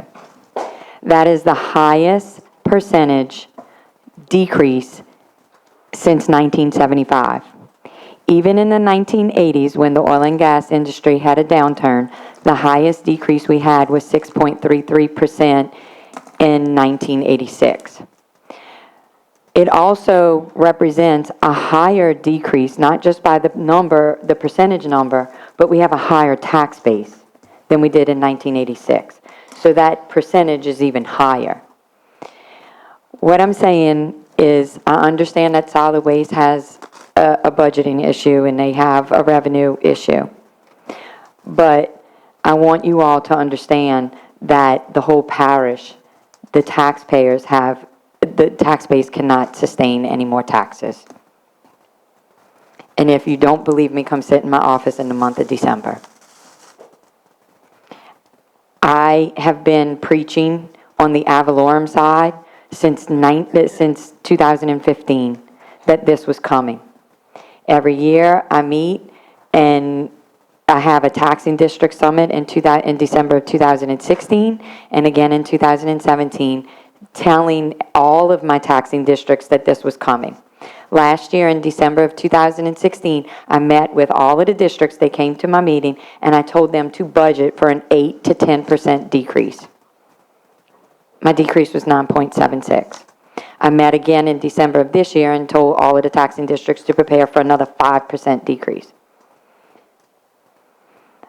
I'm just trying to tell you all and give you I mean, you don't have to like what I'm saying. I'm just saying that this is the numbers and they don't lie. People are having trouble paying their taxes. And I don't believe that taxing our way out of this situation, out of the problem, is the answer. We need to diversify. We've put all of our eggs in the oil and gas industry basket, and we're trying to diversify economically And in order to do it, when people are looking, when businesses are looking, and I want you to take yourself out of your shoes as a council person and put it in a business owner. That's what I try and do. And if you put yourself in their shoes and you're looking to open up a business, are you going to come to the third highest millage rate, parish with the third highest millage rate? And now if we pass more sales tax, when they got Plaquemine Parish that has half of our millage rate and half of our sales tax? I'm just saying for you all to think about everything. Look at the entire picture, not just sales tax. Because this ad valorem taxation, we're taking a hit. And I've never removed as many businesses and assessments off of my tax roll as I have in the last 2 years. And I'm taking off more assessments than I'm putting on. We are never going to stay in business that way. And it's like I said, you don't have to like what I'm saying, but they are the numbers and they don't lie. What did you say was the drop in the 80s? The highest percentage decrease I had was in 1986, which was 6.33% decrease, which was $13 million. Now, this is an assessed value. A $13 million assessed value decrease. In from 2016 to 2017, we had a $103 million decrease in a taxable assessed value.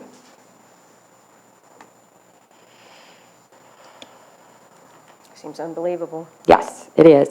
And one other thing I want to point out as far as numbers go, from 2000 to 2017, even with that 9.76% decrease, we've had a 230% increase in our tax base. 230%. So my question is, and it's not just to the council, it's to all of the taxing districts, what did you do with your 230%?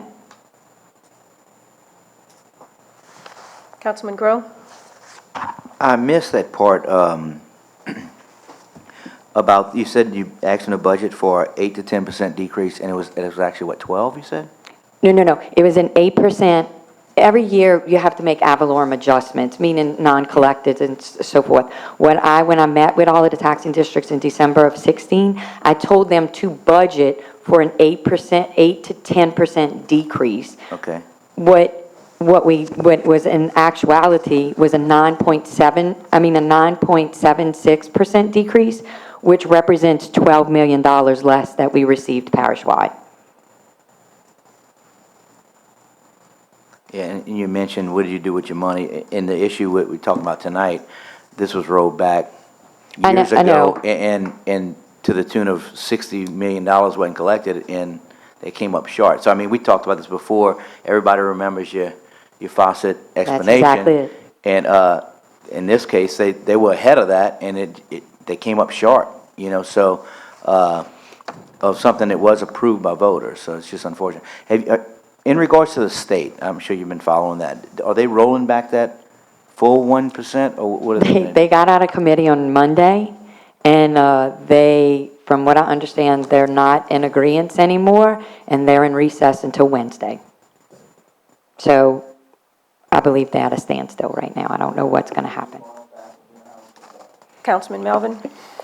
Thank you for coming tonight, Wendy. I just wanted to give the public a little background real quick, is that in 1985, the parish voters then passed a 1 cent garbage tax. In 1996, that fund had over $12 million in it. The parish wanted to roll back 3/10 under President Aaron Caillouette, and I think he wanted to put it somewhere else. So the council removed it in 96, but he tried to get it somewhere else and it failed. And the bond attorneys in 1996, at the time, said that you have enough money that's going to last you 20 years in that fund for the garbage. And what year is this? He was real close. 22. Now, the can has been kicked since 96. If you look at everybody who's in these seats since 96 and in Mr. Cantrell's chair, I'm not trying to point fingers, because here we are and the can can't be kicked any further, okay?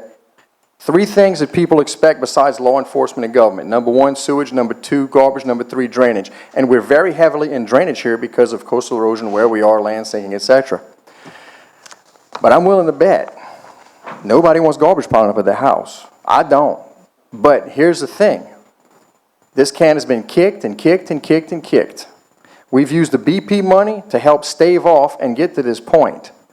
So I'm just letting y'all know where we are, and it's not pretty. And this was put at this council's door. I think we're just paying for the sins from previous people, but it is what it is, and here it is. So we're going to have to deal with it. And unfortunately, when we come into office, there are different things that we all handed Yes, that ma'am. gets kicked down the road. I'm dealing with a watercraft tax credit right now that was 25 years old. And it's just, I'm not trying, I'm sympathetic with the situation y'all are all in. I just want you to understand that I believe my job, part of my job as being assessor, is to let you know the other side of that coin. And I'm asking you all to just keep this in mind, that people just don't pay sales tax. They also pay property taxes. And if they can't afford it, sales tax, they buy the food and they pay it right then and there. If they don't pay their property taxes once a year, their house gets sold.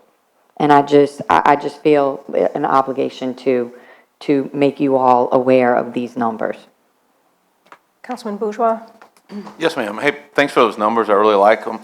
Just out of curiosity, have you looked at them on like what they call constant dollars or adjusted from inflation?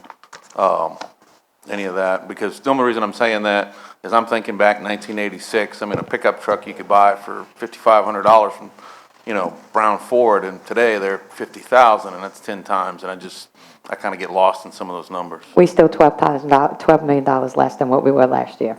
I mean, the inflation, my point here is not that. My point was to let you know that we're on the decline, we're not increasing our tax base, we're decreasing the tax base.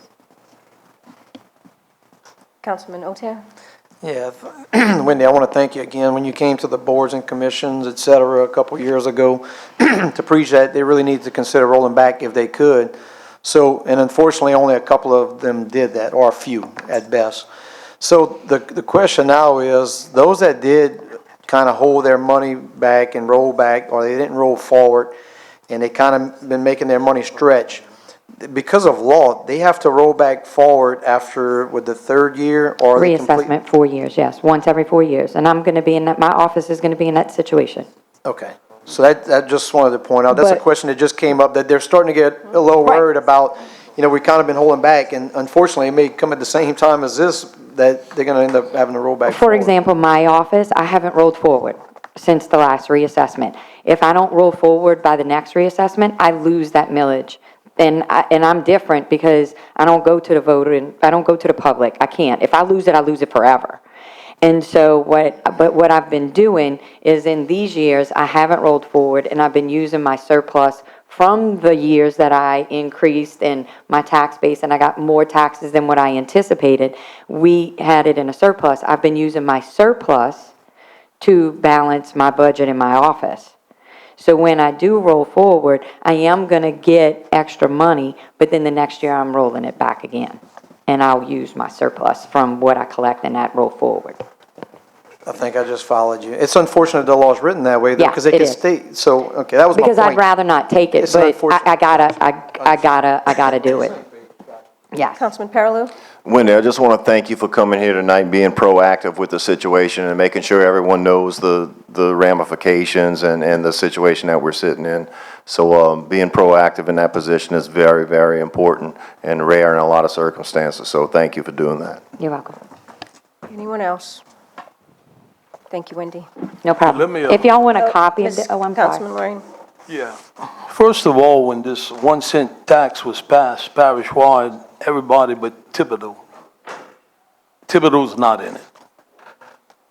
What you're not saying is that at the time, we were collecting a millage and we were putting a service charge, user fee on the water bill. That was all disregarded and the sales tax took over. And we got rid of all that. And during the collection, there was a point in time where they had about $12 million, and I don't remember who was the parish president at that time. They were trying to take that money and fix some roads, and the people voted that down. In 1997, we rolled back to 7/10. We saved the taxpayers $60 million. I didn't hear that too often tonight. 60 million we saved them. Now we're in a situation where who's going to pay for it? I guarantee you the people's not going to put up with garbage in front of their house. That I can promise you. And you could renegotiate the contract if you want, but you're not going to cut it by a lot. I can tell you that. And we have a contract that's binding, and we have to come up with the funding. I mean, it's just that simple. The sheriff is building a new jail right now. Why is he building it? Because he got the people to vote for a tax. Without that, he wouldn't be building a jail. We wouldn't have passed the road sales tax districts for the streets. You wouldn't have no streets in the parish that would be fixed. It's just a tough situation. They voted for the 1 cent. They voted for it.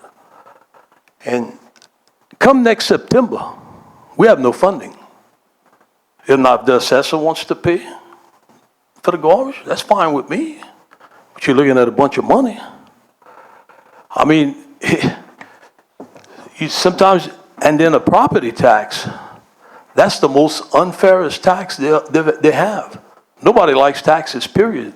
A sales tax, at least, you get it, collect with people that don't even live here. And we've always done well with that until the economy bottomed out because of all the workers at Port Food Show. But that's kind of finished. But we have to find some funding somewhere. And there was some talk about hotel, motel. I talked to a guy that owns some. They barely can stay open right now. Yes, sir. If something doesn't happen soon, we're all going to be in a bind. And this, we eyed this, I've been eyeing this for a long time. And it's practically coming to a head. And I don't know what else to tell you. Well, I understand the whole history of it, and, I mean, we can say what happened and who did what and point fingers and so forth. I am just here to make sure that everyone is aware of the other side of what taxes people pay. That not to be isolated in thinking just sales tax. To make sure that everyone is aware of what is happening ad valoremly, just so that you get a clear picture of the entire tax base, not just one portion of it. And I am sympathetic to it, and it is not for me to have a solution. I was just asked about this sales tax, and my first response was, I have nothing to do with sales tax. But I feel as the assessor that it was important to address the council and to make everyone aware of what is going on the ad valorem side. That's all I'm trying to do. I am sympathetic to the situation that it is in, but if I had that much money in my budget, I would pay it. I do want my garbage picked up. I'm just letting you know what's going on the ad valorem side. That's all. Is that people come to me for a month solid, telling me crying how they are not going to be able to pay their house, how they're going to lose their house. I understand that, but we did roll back. We got rid of the millage. I understand, Somebody else probably picked it up. You know how they sell all these millages? Well, if you got a $250,000 house, you're only going to pay $90 or $30, but they don't add them all up. I got a daughter that just finished paying about $8,000 for her house. Her and her husband, young couple with a young baby. Think that makes sense? Really does. Yes, sir. But anyway, what I'm saying is that we did do some good. I agree with that. I am not disagreeing with that at all. We saved the taxpayers $60 million. Go ask another entity if they ever saved the taxpayers that much money. That's great. You ain't gonna find it. Mr. Jimmy? Yes. Wendy, Yes, sir. if a person, we asked 3/10 back, if a person buys $500 worth of groceries, they're gonna pay roughly $1.50. Extra, on top of what they pay now. Right, but if you put a user fee on, that's Yeah. $8. Correct. You know, so a user fee would be more detrimental, I think, to people. I don't know. I pay about $800 in groceries a month. I have a 12-year-old boy. Well, then Trust me, then I pay then you're gonna pay $800. under $3. And I pay, in the city of Thibodeau, I pay a $20 fee to get my garbage picked up. I pay $8 alone just at Rouse's every month. That's not what I pay at Walmart, that's not what I pay at CVS and everything else. I promise you, I pay over $20 a month Yeah. just for that sales Well, tax. that's why we're not trying to go to that user fee, because it's gonna be a lot more expensive with a user fee. I don't agree with that. Well, we Me, disagree. I mean, what I spend Okay. on sales tax. That's not the point. The point is, if you buy $1,000 worth of groceries, you're looking at $3. Basically, In addition to the 7/10 that you already yeah, pay. that's right. But when I was president of the library board, I returned 2.78 mils to the people, and somebody else grabbed them real quick. So every time you reduce a millage, there's always somebody there to grab them. And I don't know I don't know how. I think that was true in the past, but I think the people are kind of realizing that they don't have the money because we haven't passed a millage rate increase in quite some time. But I'm gonna say one thing, if your garbage is not picked up, yours will be picked up because you live in the city of Thibodeau. But I pay my $20. I tell you what, let us pile up in front of some people's doors and we're gonna have a lot of problems. I'm just saying if there is another option to please keep it in mind, We don't to keep have. an open I mind. looked at the tax for recreation, any other taxes. I don't think we can pass any other taxes. I think the 3/10 is viable. And if you talk about the hotel tax, we collected, I think, $170-some thousand this year. 2 years ago, we collected 400-some thousand. So that's really down, and you don't want to kick them in the butt when they're already down. So the simplest thing to do is add the 3/10 back. Have y'all asked the public that? Have you asked your hotel guy that? Have you asked these people? We have no more funds, and we have to do it soon. No, and I understand, that's a question, I'm just curious. Y'all brought up this hotel thing 3 times. Mr. Melvin said we can't kick the can down the road, and he's correct. I agree. So we have to do something soon, not later. And so the easiest thing, I think, is the 3/10 back, and then we go from there. Now, if we come with other options, fix 6 months from now, then we can look at those options and do other things. And whatever the council decides, that's what the council decides. I can put my head on my pillow at night, knowing that I stood up for the people, the taxpayers that pay ad valorem taxation. That's all I'm doing, as I feel like it's part of my job to do this. That's all. Right, and I don't disagree with you. In other words, I'm just telling you that as far as property taxes, I think my check went through. Got it. Councilman Grow? I was just gonna thank, I mean, it seems like we're shooting a messenger, you're just giving facts, I mean, you're not, so, but, to make it clear, and they hadn't come up yet, we're not making a decision, we're just recommending it, all the options have to be either approved by a voter or legislature, so it's not And I'm really fine us. with whatever it is. The voters already made a decision, Yes. but we're just moving it along, kicking it down the road. Councilman Melvin? Yes, thanks again, Wendy. We know you're the messenger. We're just trying to relay, give a little background Yeah, that's situation. Because what it comes down to is this, I think we're darned if we do, darned if we don't. But I think the bigger problem is when the garbage starts stacking up, so we have to act and do something, and like I said, it's just. I just didn't want y'all to come back and go, well, we Right. didn't know. Right, you understand, thank you. Y'all know. Thank you so And much, if anybody wants a Wendy. copy of this, this is available at my office. Please just email me and I'll have somebody bring it over. I think Mike Mathern sent us, The tax structure packet, that's all this is. Okay. All of those numbers are in there. Thank you. thank you. Thank you, Wendy. I got a question, since it pertaining, we got to do something else. That's not for you, Wendy. Just getting back to the parish president remarks. Today, I got an email saying he was cutting parish employees to 35 hours a week. How much is that going to save the parish?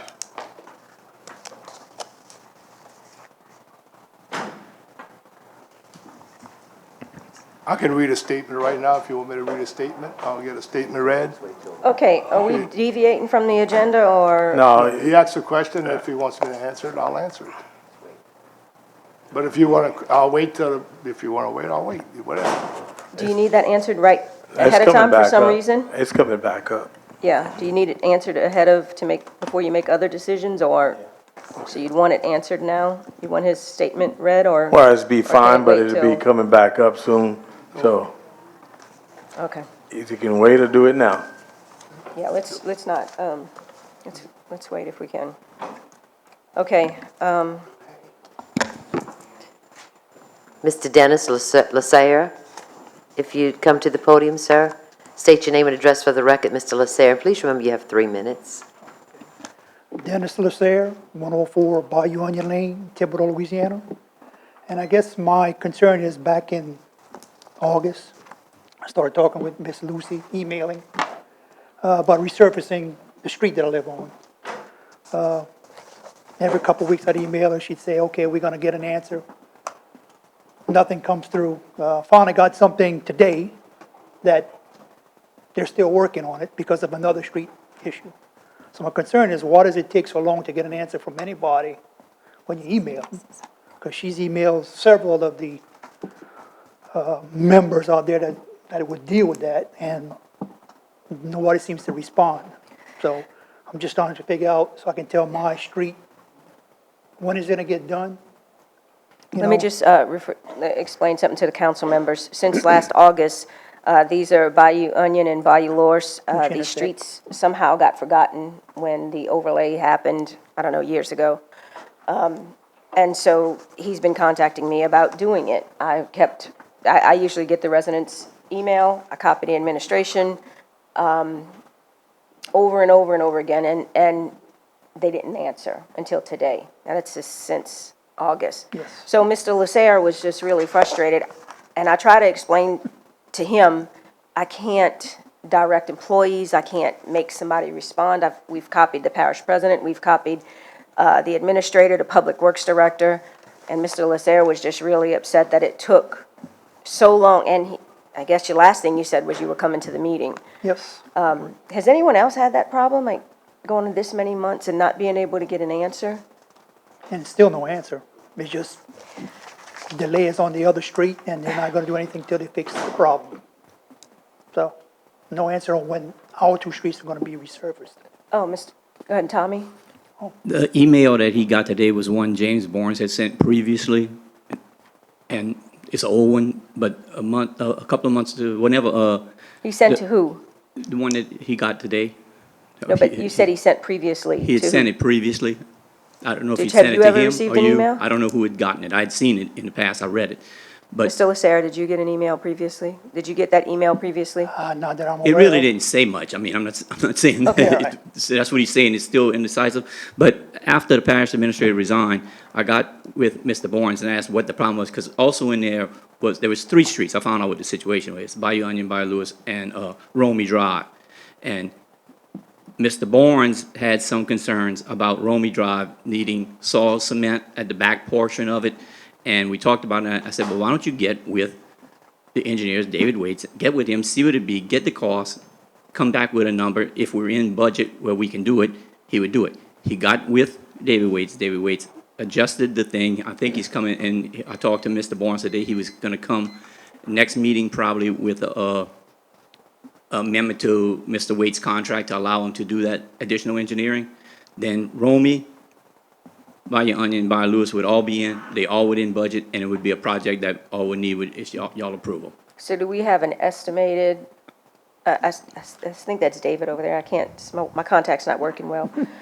Do we have a estimate on when or possibly how long it'll take to do this, come before council, and to finish design, and then get the project underway?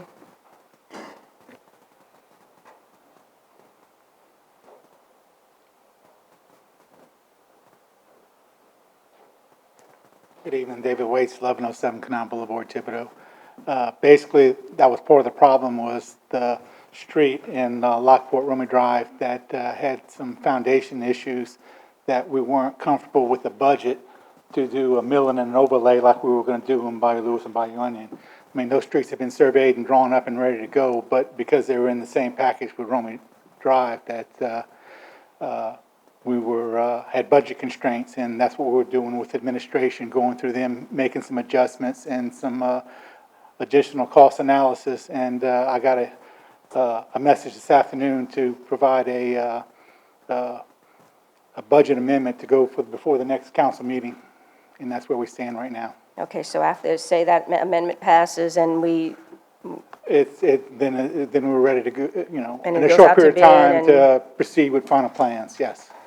Okay.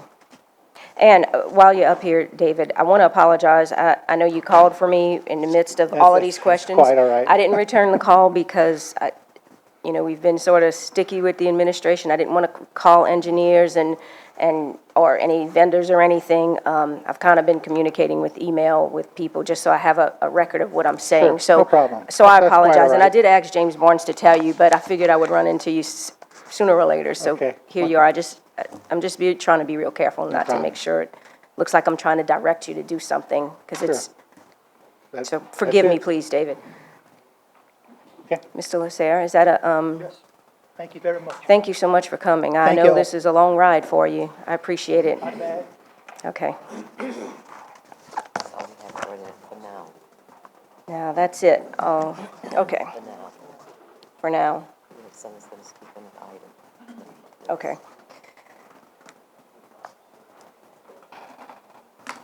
H.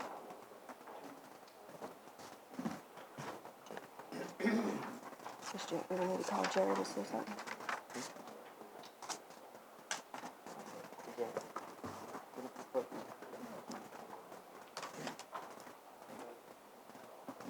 Yeah, I want to pull item G and H.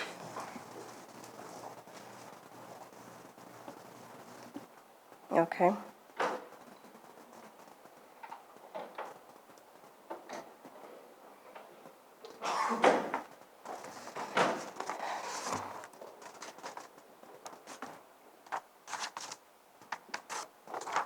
I, executive session. On February 20th, 2018, our council clerk mailed Mr. Guidry a certified letter, return receipt requesting his presence here tonight regarding his removal. Carlene, do you have documentation of this? Yes, I do. Okay, did you receive the return certified mail receipt? I did today. Okay.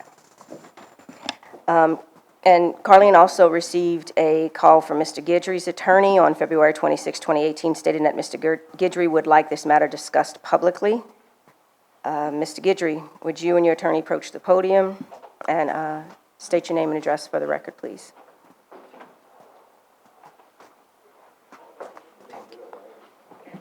My name is John Bourgeois. My address is 513 Highway 308, Thibodaux, Louisiana. I am the attorney for Mr. Guidry. Good evening, everybody. Good evening. I'm Albert Guidry, President of Drainage District 1. And I'd like to address the council to find out Hang what on one exactly- second for me. Just give your address for the record, please, Mr. Guidry. Guidry? Can you give your address for the record, please? Yes, ma'am. Give you address. Our address, 13288. Into the mic. 13288 East Main Street, La Rose, Louisiana. Okay. Mr. Guidry, your attorney contacted Carlene and stated you would like this matter discussed publicly for the record. I will ask you, would you like this discussion tonight regarding your removal to be an executive session, or would you like it to be discussed in public? Public. Okay. Being Mr. Guidry would like this matter to be discussed in public, we will move to item J. Oh, hang on a second. All right, no, we're not item J yet. Okay. Do you want to? No, we're not in executive. So it's just. Executive session, still in May regular session. may I make a Right. comment? Hold on one second, please. In regular session. So now you're going to move to J. You're going to read the resolution. Okay. Item J, action, but it says action. Action from executive session or public discussion. Okay. Number 15, resolution to remove a board member from Drainage District Number 1 Board and requesting administration to advertise for the vacancy accordingly. Moved by Councilman Otan, second by? Second by Councilman Perilou. Mr. Otan, you have the floor. So the backdrop of this is pretty short and simple. We have to provide just cause on the reason for the removal. And timeline I have, I'll keep it just directly to the facts, is on December 14th of 2017, Our legislative auditor attended a drainage district meeting along with members of the council. And that particular individual was recognized towards the end of the meeting and asked if he had anything to present to the drainage district. At that time, he personally hand-delivered a request, a public records request. And this is simply was to do an audit. There are new members on this board and trying to get everybody on the same page on what had been transpiring with the drainage district. That occurred on December 14th of 2017. Section 4432 of the Louisiana Public Records Act requires a response within 3 business days. So basically, it was 3 business days from the 14th to at least provide a response. Didn't have to provide all the information, but a response. And there's a reason that this law exists. December 15th passed, 16th, 3rd day, 4th day, 5th day, 6th day, 7th day, 8th day. We get to day 21 beyond this request, which was January 4th, at which time our legislative auditor mailed another letter asking for a response and advising them that they were in violation of the law. This went on for another week or so, and finally there was some communication exchange. So basically, in the fact that the public records request law was broken, I have asked that this council remove Mr. Albie Guidry as a Drainage District Board member. Thank you. Ma'am, I wanted to make a comment before we got started, and what I wanted to do is ask this council to defer this matter to the next meeting so that we can have Ms. Sonia Labat, who is the secretary to the Drainage District, who is unable to be here because of another meeting in Houma that she must attend. And I would like her here because I think we can get a different view of what really transpired and what happened. There was an error made, and she can explain it. An error made with the public. We can go by hearsay. She was kind enough to write a letter this evening and email it to me late this afternoon, write a letter explaining what happened, and also sent me copies of her emails tracking her attempt to correct the problem. And Mr.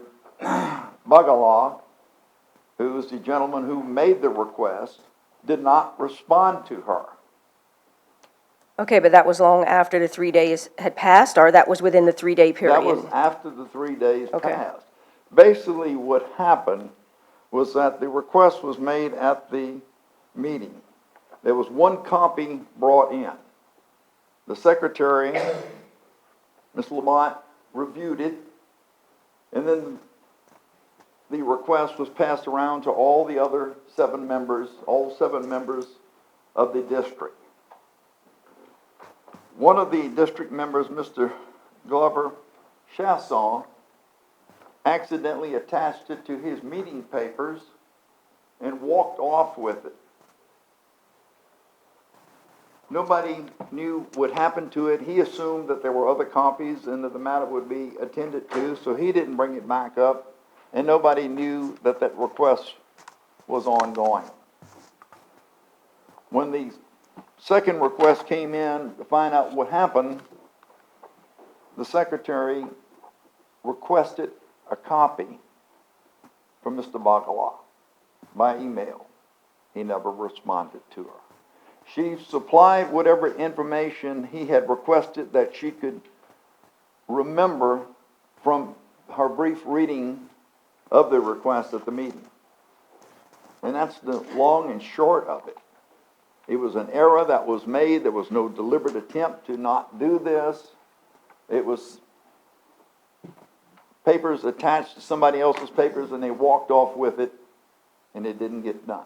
Mr. Otan, was it your understanding that more letters were mailed, or Negative. you didn't know? Beyond. So, I mean, our legislative auditor's here, but he can, there's some conflicting information.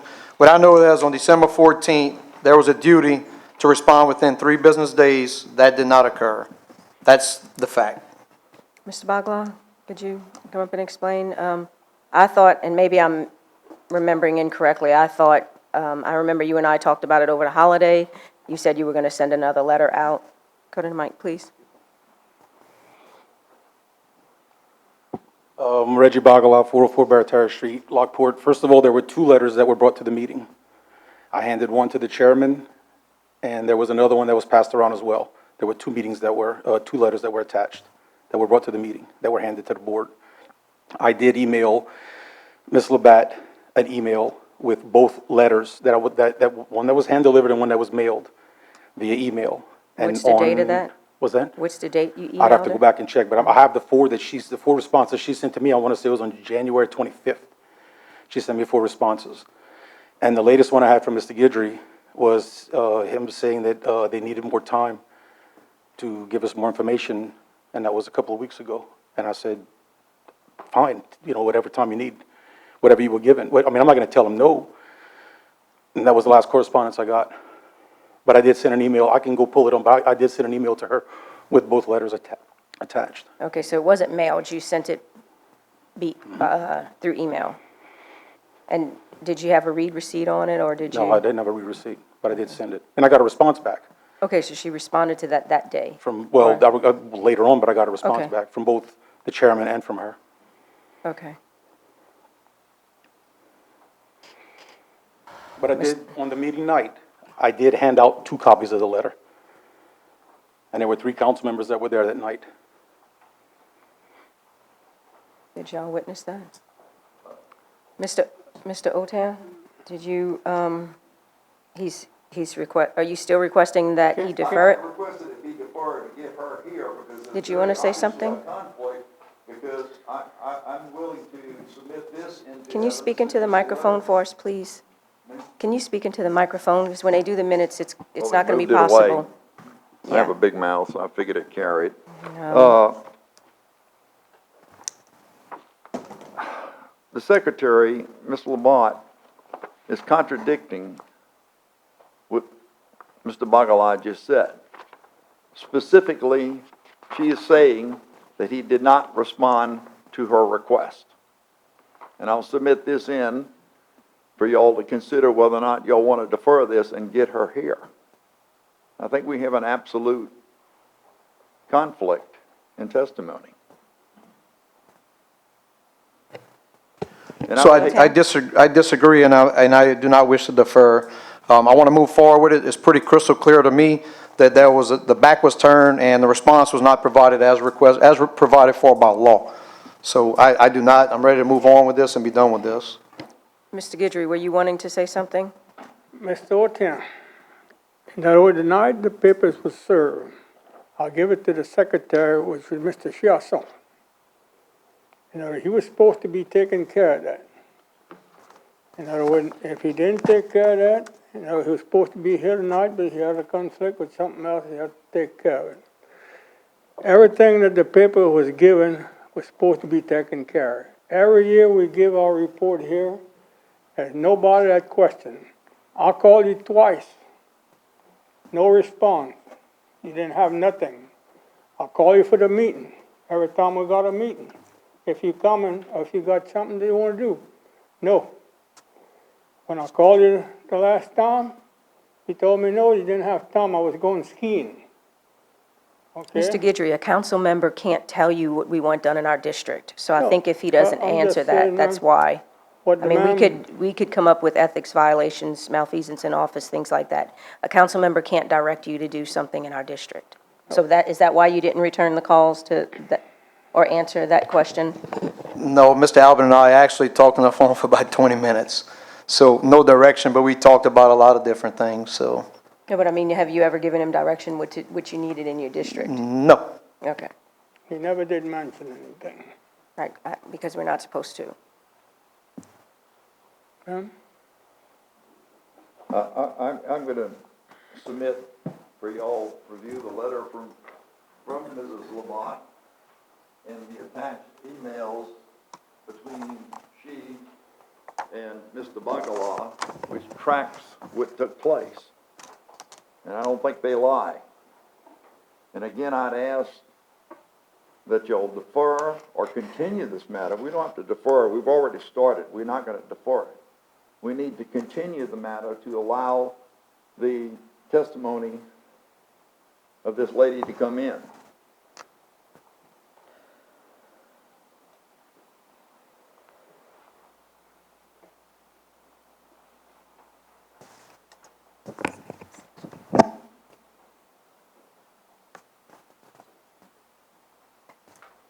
Okay, this is, I'm going to take a short recess because if Mr. Bagala has an email and Mr. Nooney doesn't want to defer, I think I'd like to see if Mr. Bagala can produce the email he's saying he can produce. And that'll give us a little bit more information, because Mr. Nooney doesn't want to, I can't defer an item or continue it. He would have to make that decision. So we're going to take a 10-minute break. Mr. Bagala, what do you have right there? Oh, you have it?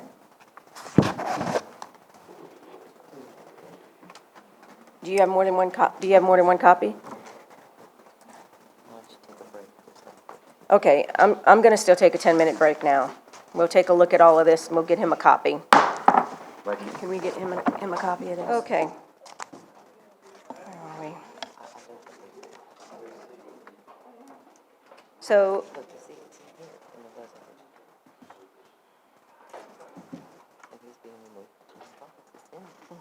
because I didn't see it. L, action from executive session, number 17, resolution to remove board member from Fire Protection District number 8A board and requesting administration to advertise for the vacancy. That is the removal of Michael Adams. Can someone move for me? This is the action. Moved by Councilman Paraloo, second by Councilman Grow. All in favor? Aye. Do I have to ask for any discussion? Do I have to ask for any discussion? Okay. Any, all opposed? Passes. 2 abstentions. Passes. 6 yeas. 0 nays. There were no nays? There were no nays? No nays, 0 0. nays, 1 absent, 2 abstentions. 6, 0, 1, 2. Okay. Do we go back now? I will probably do it, just say it. Okay,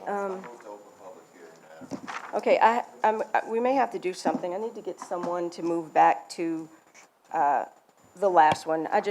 We didn't name the person, although his name is in the resolution. It's in the resolution, but I didn't specifically name the person while I talked about the action taken. So I need to have the second removed and or do I have to remove that or no? I would just say that it is. Okay. As per the resolution. And that's K? Is this one K? No, that's the fire district. Oh, I'm sorry, yes, then it's Okay, so, it's not K. It's J. Let me look at it. so is J, the resolution to remove board member from Drainage District Number 1 board and requesting the administration to advertise for the vacancy. That was Mr. Albert Guidry is being removed from that board, as per the resolution. Okay. Can I get a motion to move to public hearing and ordinance? Moved by Councilman Paraloo, second by Bourgeois. 18, ordinance amending and reenacting Chapter 44 Vehicles for Hire. Okay, can someone defer this for me to the next meeting, Ms. Carleen? Excuse me, Madam Chair. Yes, sir? Could we deviate to 37, please? Okay, hang on. April 10th.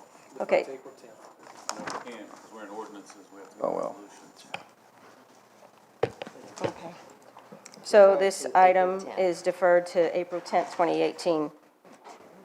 Number 19, ordinance requesting no dumping $500 fine to be posted on Buford Street, Racine, Louisiana, Ward 3, District 6, Parish of Lafourche, State of Louisiana, providing for the placement of no dumping $500 signs and providing for the penalties for the violation thereof. Moved by Councilman Paraloo, second by Bourgeois. Any discussion?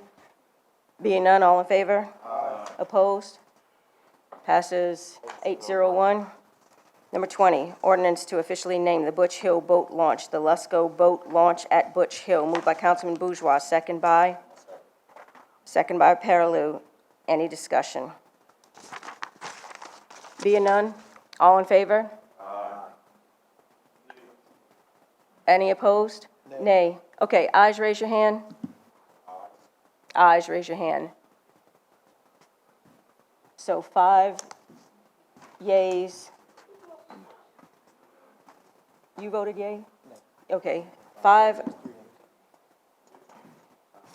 yeas, 3 nays. 3 nays. Me, Lorraine, and Otan.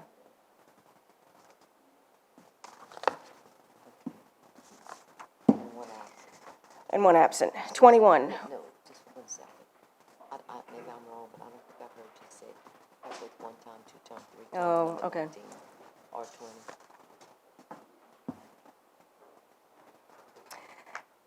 Number 9, let me go back again to number 19. Any public wishes to comment? Going 1 time, 2 times, 3 times. And number 20, any public wishing to comment? 1 time, 2 times, 3 times. Sorry, this has been a crazy meeting so far. The vote for number 20 would be 5 yeas, 3 nays, 1 absent. Am I correct? Right. 5 yeas, 3 nays, 1 absent. Thank you. Number 21, ordinance to accept the subdivision known as Sugar Ridge West Addendum Number 11 into the parish system, moved by Councilman Jones, second by Grow. Public wishing to comment 1 time, 2 times, 3 times. Any discussion? Being none, all in favor? Opposed? Passes 8-0-1. 22, ordinance amending ordinance number 5312 and amending and reenacting Chapter 2, Article 4, Organizational Structure of Local Agencies in Certain Special Districts, Section 2-66 and 2-129 of Lafourche Parish Code of Ordinance as it pertains to the parish executive departments and contractor minimum insurance requirements, and adding an exemption for the AM Best rating for government entities and their self-insurance funds, and authorizing the parish president to sign, execute, and administer any and all relevant documents. Moved by Bourgeois, second by Melvin. Any discussion? Oh, audience 1 time, 2 times, 3 times. Any discussion from the council? Being none, all in favor? Opposed? Passes 8-0-1.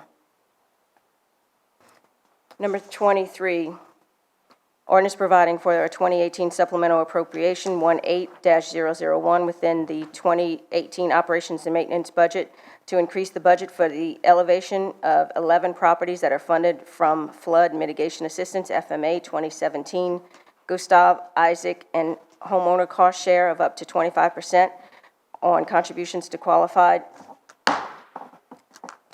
properties, and authorizing the parish president to sign, execute, and administer said transaction as provided for by Article 6 of the Lafourche Parish Home Rule Charter. Moved by Lorraine, second by?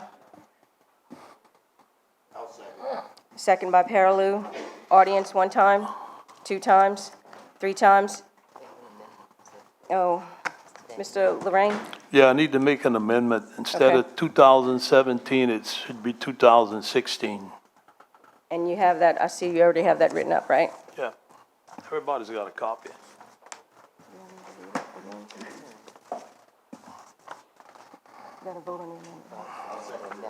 Okay, so who's, Lorraine on, first on the amendment?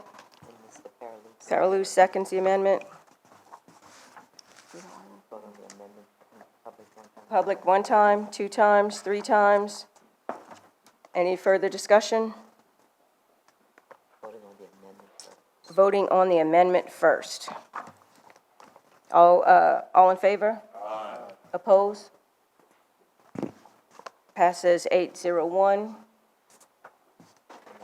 Now you're voting on the item as amended. Public 1 time, 2 times, 3 times. Any discussion from the council?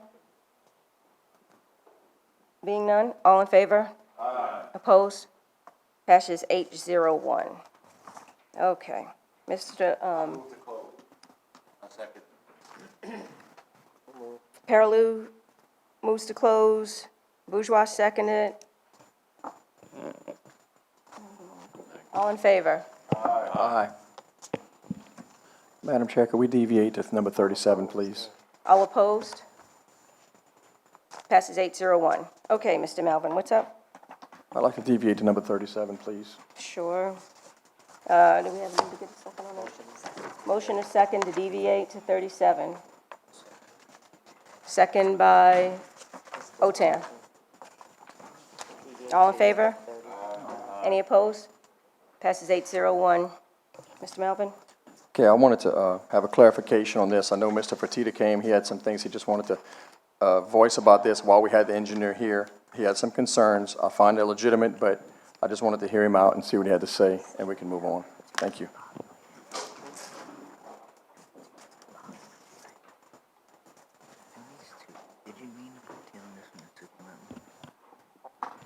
Joseph Fertitta, 202 Parkside Drive, Thibodaux, Louisiana.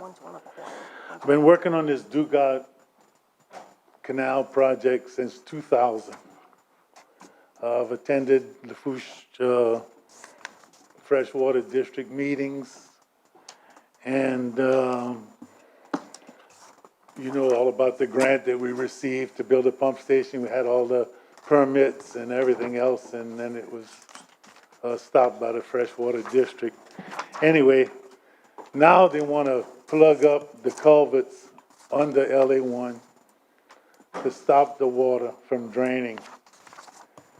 The structure in the Dugas with gates, in the year 2000, the Lafourche Freshwater District hired divers, and they went down there and inspected that structure. It's all deteriorated. The water flows back and forth from the bayou to the Dugas and from the Dugas to the bayou when the bayou is lower. Now they want to, instead of fixing the structure, what they should have done in 2000 and spent $100,000, I don't know what it would cost now. But I've put a package in front of each of you. Is the powers of the Lafourche Freshwater District. And one of their powers is, it's on page 2, I highlighted it. The board shall not make and enforce any rules, regulations, or ordinance that shall impair the rights and obligations of Civil Code Articles 655 and 656, or that shall affect any agricultural drainage established prior to the creation of the district. The Dugas Canal was dug in the late 1800s, early 1900s, for a sugar mill they had at the end of the Dugas on the 40-Orphan Canal to bring goods in and to bring goods out. When the road was paved, well, the sugar mill was destroyed. The road was paved, they put culverts there and that structure to have the drainage for this part of the parish. Now they want to plug up the culverts with cement or something. And you're going to have houses that's going to flood in Parkside, Country Club. We're losing all of our reservoirs.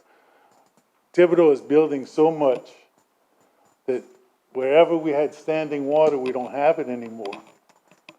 They're building a 360 apartment complex right next to the hospital. I mean, the subdivisions that y'all approve every month is mind-boggling. And every square foot of cement that you put down on the ground is less reservoir you have to hold rainwater. So I would appreciate if you reconsider and not make this cooperative endeavor agreement because of the fact that that structure should be repaired, not plugged up. Any questions? Mr. Melvin? Mr. Joe, I know, can't wait to get beyond whatever this is going on with this project eventually, but part of the papers you gave us said natural drainage. That's a dug canal, so I wouldn't call it. No, but the civil codes is just right that the higher land can drain into the lower land. I understand that. And as far as the Dugas Canal, it's a dug canal. It's not natural drainage, but I know things drain onto it. Here's the thing with the engineers, and we want to believe them, even though some engineers have made some mistakes. I understand, but Hurricane Alice, or Tropical Storm Allison the bayou water intruded, went over that weir, which is pretty big. That's correct. And then inundated the drainage. It's my understanding that they want to plug it. Now, I went out with Councilman Grow today. We took a little mud boat ride, my little boat, to go see what's there. So I went and I didn't see culverts. I'm not saying that they're under the water, but I'm not a hydrologist, but the water pressure, if the bayou can get to the Dugas, and the Dugas has gates, it seems to be that I don't know how much water can flow out into the bayou. So during a high water event, the bayou is higher. It seems like pressure would be higher on the bayou side and not allow any drainage out, you see? I'm assuming that's why they want to plug it, but. That's why they should have built the pump station. Well, That I would agree with you solve that, everything. but here we are. I agree with you 100% on that. And we can't take much water with all these apartment complexes and buildings. That much I'm with you and I understand. I know we have a couple engineers here. If they want to explain why this is and make some statements as to that nobody's going to flood due to this action of plugging the Dugas Canal, I can't guarantee because I'm not an engineer. I just vote on stuff and I have to believe what people tell me sometimes when I flesh it out. But if the engineer wants to come talk, I've lived in the Dugas subdivision since 1973, and I've never seen as much water as we're getting now.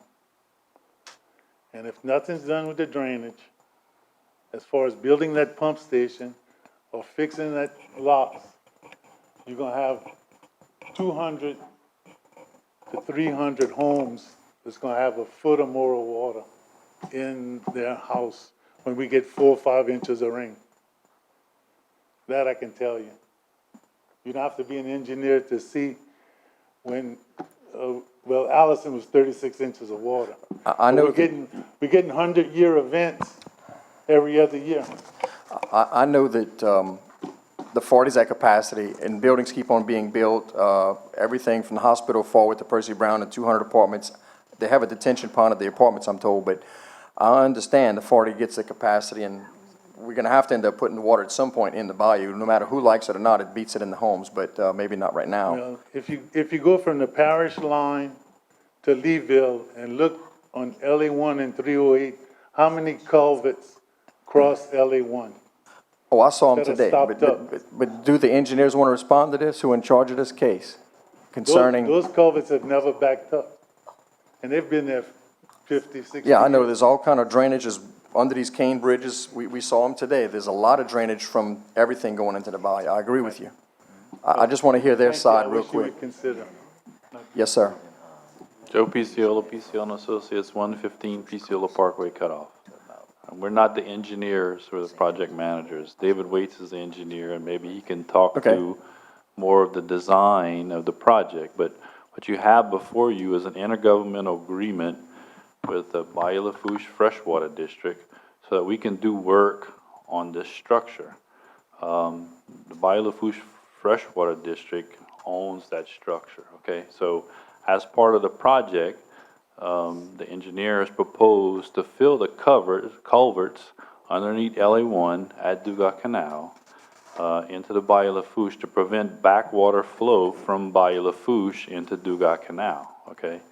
So all I can tell you is that as far as the CDBG project goes and being a project manager, we can't modify the structure, okay? We could probably take this part of the project out of the project altogether, and then the parish would have to do something on their own, okay? Because at this point, we're so far behind the deadlines. Mr. Fertitta's right. We've been at this a long time.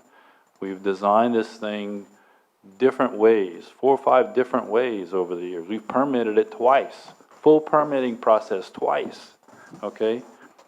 We did have pumps in the project to begin with. The Lafourche Freshwater District and the 2 water districts from Terrebonne and Lafourche will not let us put a pump to pump water into Bayou Lafourche. So our backup plan is to do a project that helps your neighborhood, the neighborhood that you live in, okay? To make the drainage better, okay? That's what it's for now. And we're using $3.8 million of federal dollars to do that, okay? My question is, well, number one. Coming in here and second guessing what we've been doing for the last 5 years, You know, I just I don't didn't second guess understand it. that, Bo. Mr. Cantrell took the pumps, okay? That's a Well, fact. well, you I'm not are. second guessing, but I think this council has a right to ask questions. Wouldn't you agree? Yeah, I So, agree. so my bottom line is this. Number one, if it's the water district, they should be paying for it if they own it. I don't know why they're not plugging it. But number two, will this have an adverse effect on drainage by plugging that canal going into the bayou, if there's some sort of back and forth? David needs to answer those questions. He's the engineer. I've been to a lot of closed-door meetings, but never a public meeting to get some of these answered. And David? David Waits, 1107 Canal Boulevard, Thibodeau. Again, this is kind of thrown on us just late to find out there was an issue with the structure, but that structure has been in place as long as I can remember. I don't know when that structure was originally constructed. in the 50s. Okay. But to my knowledge, it's never operated. It's always kept in a closed position.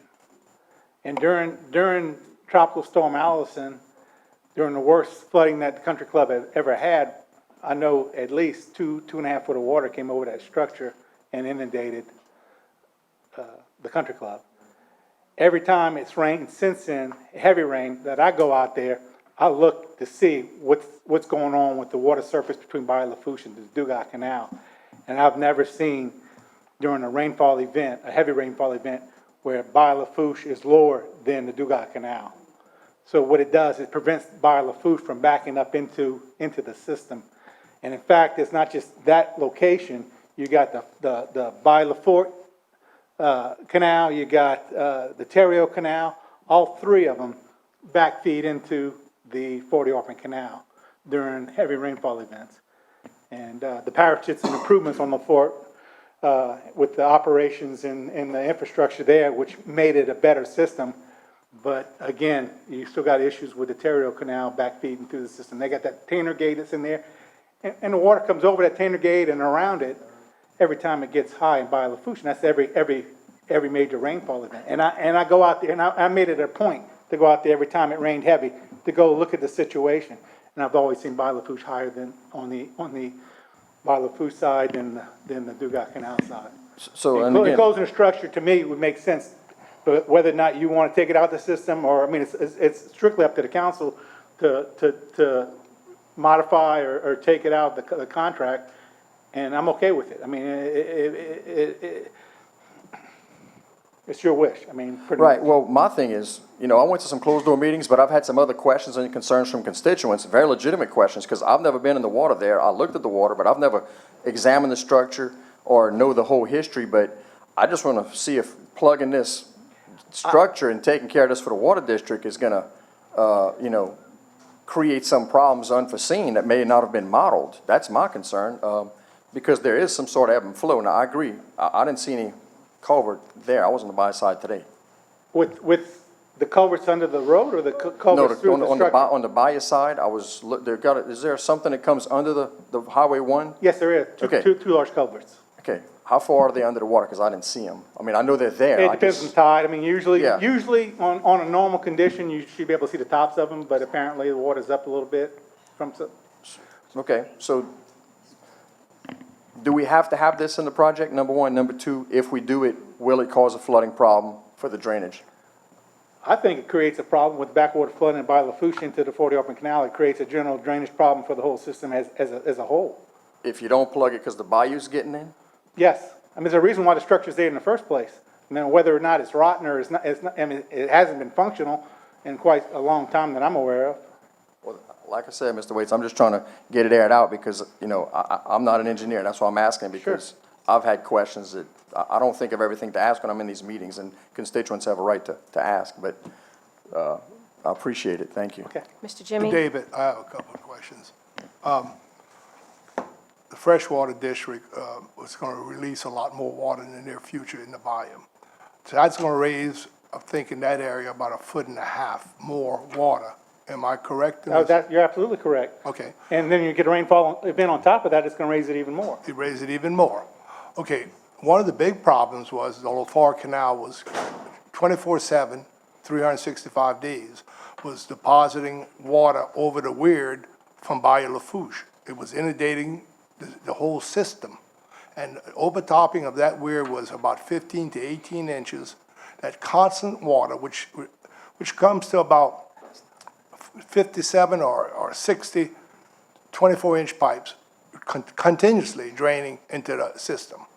Since we blocked off the Lafourche Canal, we put in a system that, with Mr. Sober, who worked very hard with me, and we worked very well together. We were able to put gates on there that when we need the water for the Terrebonne Water District, they open the gates and they get exactly the amount of water they need without overtopping the weir. So also they raised the weir up in the back so not to have black water coming to their system. So we did that. Also, we did the Terrio. We went and put new Teflon liners on that, and I was waiting for a big rainfall so I could go look, see if it's overtopping the Terrio weir. I don't think it is, but we did do a lot of work on that weir to stop water from coming into the 40 open. In fact, for the last Mr. Cantor, I'm sorry, we're talking about Dugas. I understand about Lafourche. Well, that's all part of the system. I understand, and you're I right. didn't interrupt you, let me finish. No, sir, please. you're right. Okay. All right, so what we're trying to do, and this, for instance, we have pictures now that when the last event happened of the north wind, you could see the bottom of the 28 open canal. So evidently it must be working because they'd never seen it before. So what we've been doing is a slow process, but it's been working. So I just want to make that point, that we have to stop the water from overtopping the Dugas Canal weir or whatever it is, so make sure we don't inundate the drainage system that's already overburdened, which Bo is correct, or Mr. Joe said, that we have more subdivisions and more. So we have to stop all these things from, it's just not one problem, it's many, many problems. So we're working on all this over here. Now, the North Lafourche Levee District is going to put a structure in the Hollywood Canal, which will stop the backflow of getting water from the inundation of the seawater.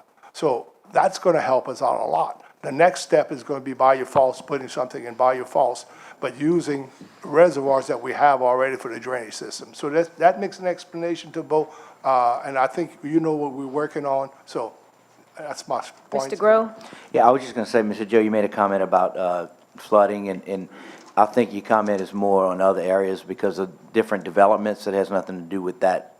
My question is, does it have anything to do with the Dugas? Bo and I, as mentioned, we were there today.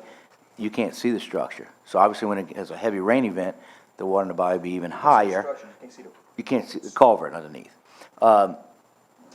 It's not going to affect the flooding. It's not going to take more water on coming down if we close it. So, I mean, closing it's not going to change anything in terms of flooding. I think that's the million-dollar question that's not being answered. You know, is it going to affect the flooding drainage? Not really, because it's not draining in the bayou right now anyway. It's been blocked. That's what we're still talking about. It's been blocked. So That's our opinion. and I think that's the other issues. Nobody wants anybody to flood, but that's other issues that this ditch isn't even affecting, or the change in the ditch. If it were draining out of the Dugas, they would be operating that gate, and I've never known it to be operational. Mr. Joe, you had something else? Okay, quickly, please. Yes, thank you. Thank you for listening. If you look at the Dugas Canal, that water is not stagnant, so it's moving. So that structure is deteriorated. When the water district, when it overtopped during Allison, what they did, they came put about 2 or 3 rows of sandbags, which is now all rotten and trees are growing on it and everything else. When the state wanted to give it to them in 2000, they said it wasn't theirs. And they had to come up with some papers to prove to it that it was theirs. And they never wanted to spend the money. The Lafourche Freshwater District is more interested in making sure people don't build wharfs or put riprap in the bayou instead of drainage. The Terrio Canal drains in the bayou. You got hundreds of culverts that drain in the bayou. You got the Lafourche bypass that drains in the bayou. They put a culvert right at the casino that drains in the bayou in the last administration, And that subdivision was closed twice by the EPA for raw sewage going into the ditches. So what you think is draining in the bayou from that subdivision. But we can't pump the water out the Dugas into the bayou. That's all I got to say. Thank you. Anything further?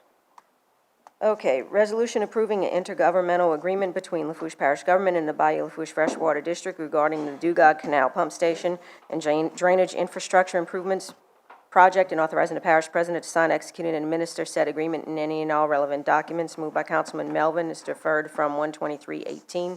Gonna get a second? A second by Grow. Any further discussion? All in favor? Wait, I'm sorry. Put your mic on, please. So just to be clear, a vote in favor of means that we agree with the coastal zone management group that denies the permit, correct? No, you're on 36, we're on 37. Sorry. All right. Got you. It's a long night, I know. Okay. All right, so all in favor, 37 now, all in favor? Any opposed? Passes 8-0-1. Can I get a motion to move back? Moved by Melvin, second by Jones. Okay, proposed ordinances. Mr. Otan, please, would you? Yes, absolutely.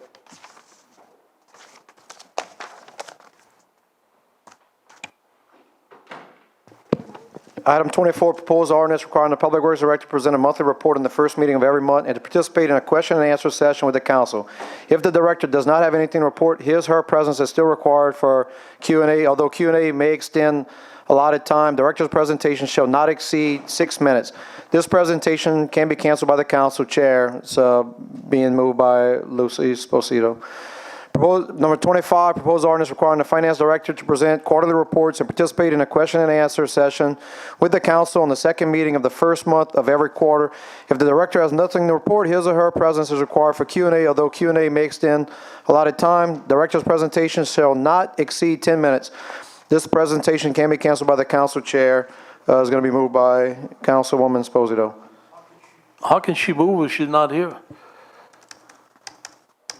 Will somebody sponsor that? Thank you, Bo. So sponsored by Bo. And on item number 24, do you want me to read it again also, Daniel? I'm just asking, do you want me to read it again, though?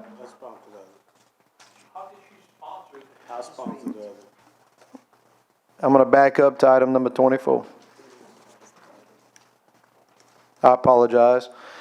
Item number 24, proposed ordinance requiring the Public Works Director to present a monthly report on the first meeting of every month and to participate in a question and answer session with the council. If the director does not have anything to report, his or her presence is still required for Q&A, although Q&A may extend allotted time. Director's presentation shall not exceed 6 minutes. This presentation can be canceled by the council chair, being sponsored by Bo Melvin. Thank you, Bo. Item number 25, proposed ordinance requiring the finance director to present quarterly reports and participate in a question and answer session with the council on the second meeting of the first month of every quarter. If the director has nothing to report, his or her presence is required for Q&A. Although Q&A may extend allotted time, director's presentation shall not exceed 10 minutes. This presentation can be canceled by the council chair, moved by Councilman Bo Melvin. Item number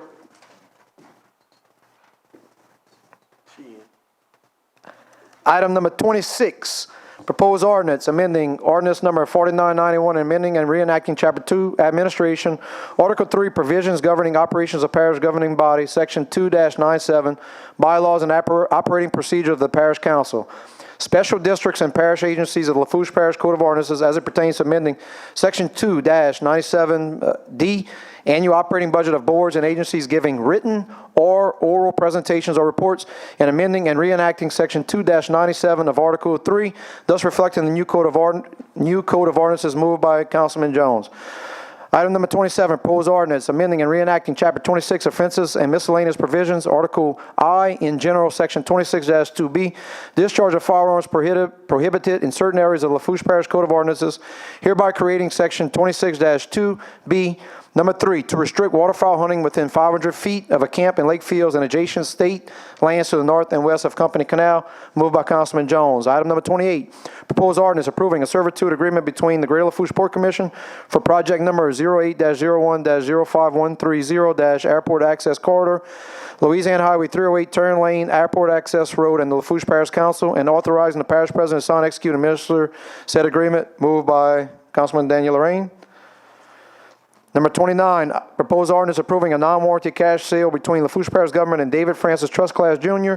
and Melanie Lynn Hatch Trust Class for adjudicated property located at 115 Linda Street, Houma, Louisiana 70364, in the total amount of $3,423, and authorizing the parish president to sign, execute, and administer said cash sale and any and all relevant documents, moved by Councilman Bourgeois. Item number 30, proposed ordinance amending ordinance 5991 that adopted the 2018 operations and capital budget for Lafourche Parish Council, as well as setting the salaries of unclassified employees as provided for by Article 5 of the Lafourche Parish Home Rule Charter, moved by Councilman Melvin. Item 31, proposed ordinance providing for the 2018 supplemental appropriation 18-003 within the 2018 operation and maintenance budget to increase the budget for the PetSmart Charities Grant awarded to Lafourche Parish Government in the amount of $45,000 for the implementation of a surgical suite, project code 18049 at the Lafourche Parish Animal Shelter, and authorizing the parish president to sign, execute, and administer said transactions as provided for by Article 6 of the Lafourche Parish Home Rule Charter, moved by Councilman Lorraine. Item number 32, proposed ordinance providing for a 2018 supplemental appropriation 18-02002 within the 2018 operation and maintenance budget to carry forward a balance remaining from the 2017 operations and maintenance budget in the Golden Meadow Marsh Creation Project, and authorizing the parish president to sign, execute, and administer said transactions as provided for by Article 6 of the Lafourche Parish Home Rule Charter, moved by Councilman Lorraine. Item number 33, proposed ordinance approving a servitude agreement between Lafourche Parish Water District for project number 08-01-05130-Airport Access Corridor, Louisiana Highway 308 Turn Lane, Airport Access Road, in the Lafourche Parish Council, and authorizing the parish president to sign, execute, and administer said agreement, moved by Councilman Lorraine. Item number 34, proposed ordinance amending and reenacting Chapter 2 Administration of the Lafourche Parish Code of Ordinances in its entirety, hereby creating Article 6, waiver of prohibition of jury trials, and authorizing the parish president to sign, execute, and administer any and all relevant documents, moved by Councilman Bourgeois. Item number 35, proposed ordinance approving an act of donation between Lafourche Parish Government and Drainage District Number 1 for the donation of one 2018 Ram 3500 crew cab and chassis 4x4 with service body, and authorizing the parish president to sign, execute, and administer any and all relevant documents, moved by Councilman Lorraine. And that's it. Thank you. Resolutions 36, resolution approving the recommendation of the Office of Coastal Zone Management, which denies the barriers across man-made canals and natural waterways. Permit application submitted by Michael Leret for the construction of a gate across X-Bypass Canal, and authorizing the parish president to sign, execute, and administer any and all relevant documents, moved by Councilman Melvin. This has been deferred from 12/12 of 17, 1/9 of 18, and 1/23 of 18. Can I get a second? I'll second. Second by Paraloo. Any discussion? Mr. Otan. Just wanted to confirm, this is the one that we're in support of coastal management, and this vote in yes is a vote to deny.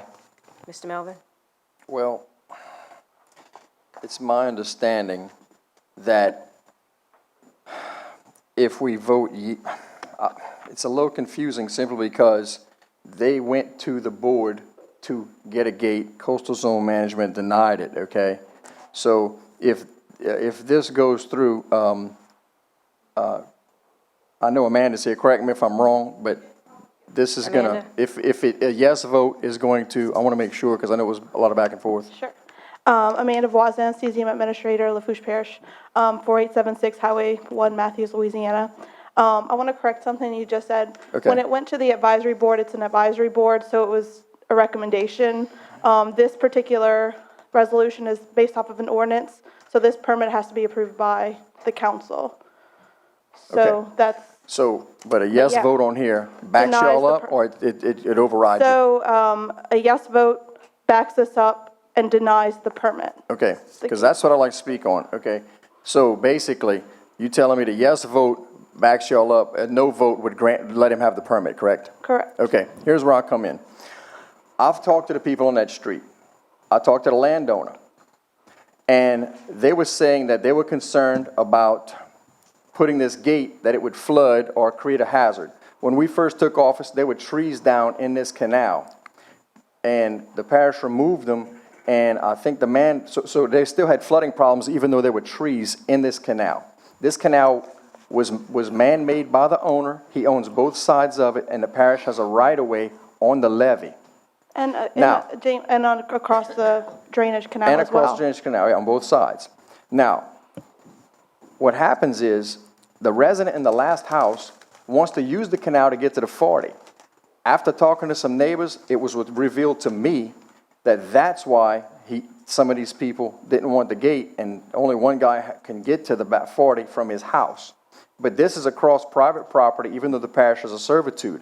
So the man put up a gate that was taken down, but it's 2 feet above the water, I'm told, and would not interfere with the drainage. And I talked to people with the levee district, et cetera, that said that this guy, well, I talked to some lawyers too, that said that this would not, he's full within his rights if the landowner or the leasee wants to put a gate.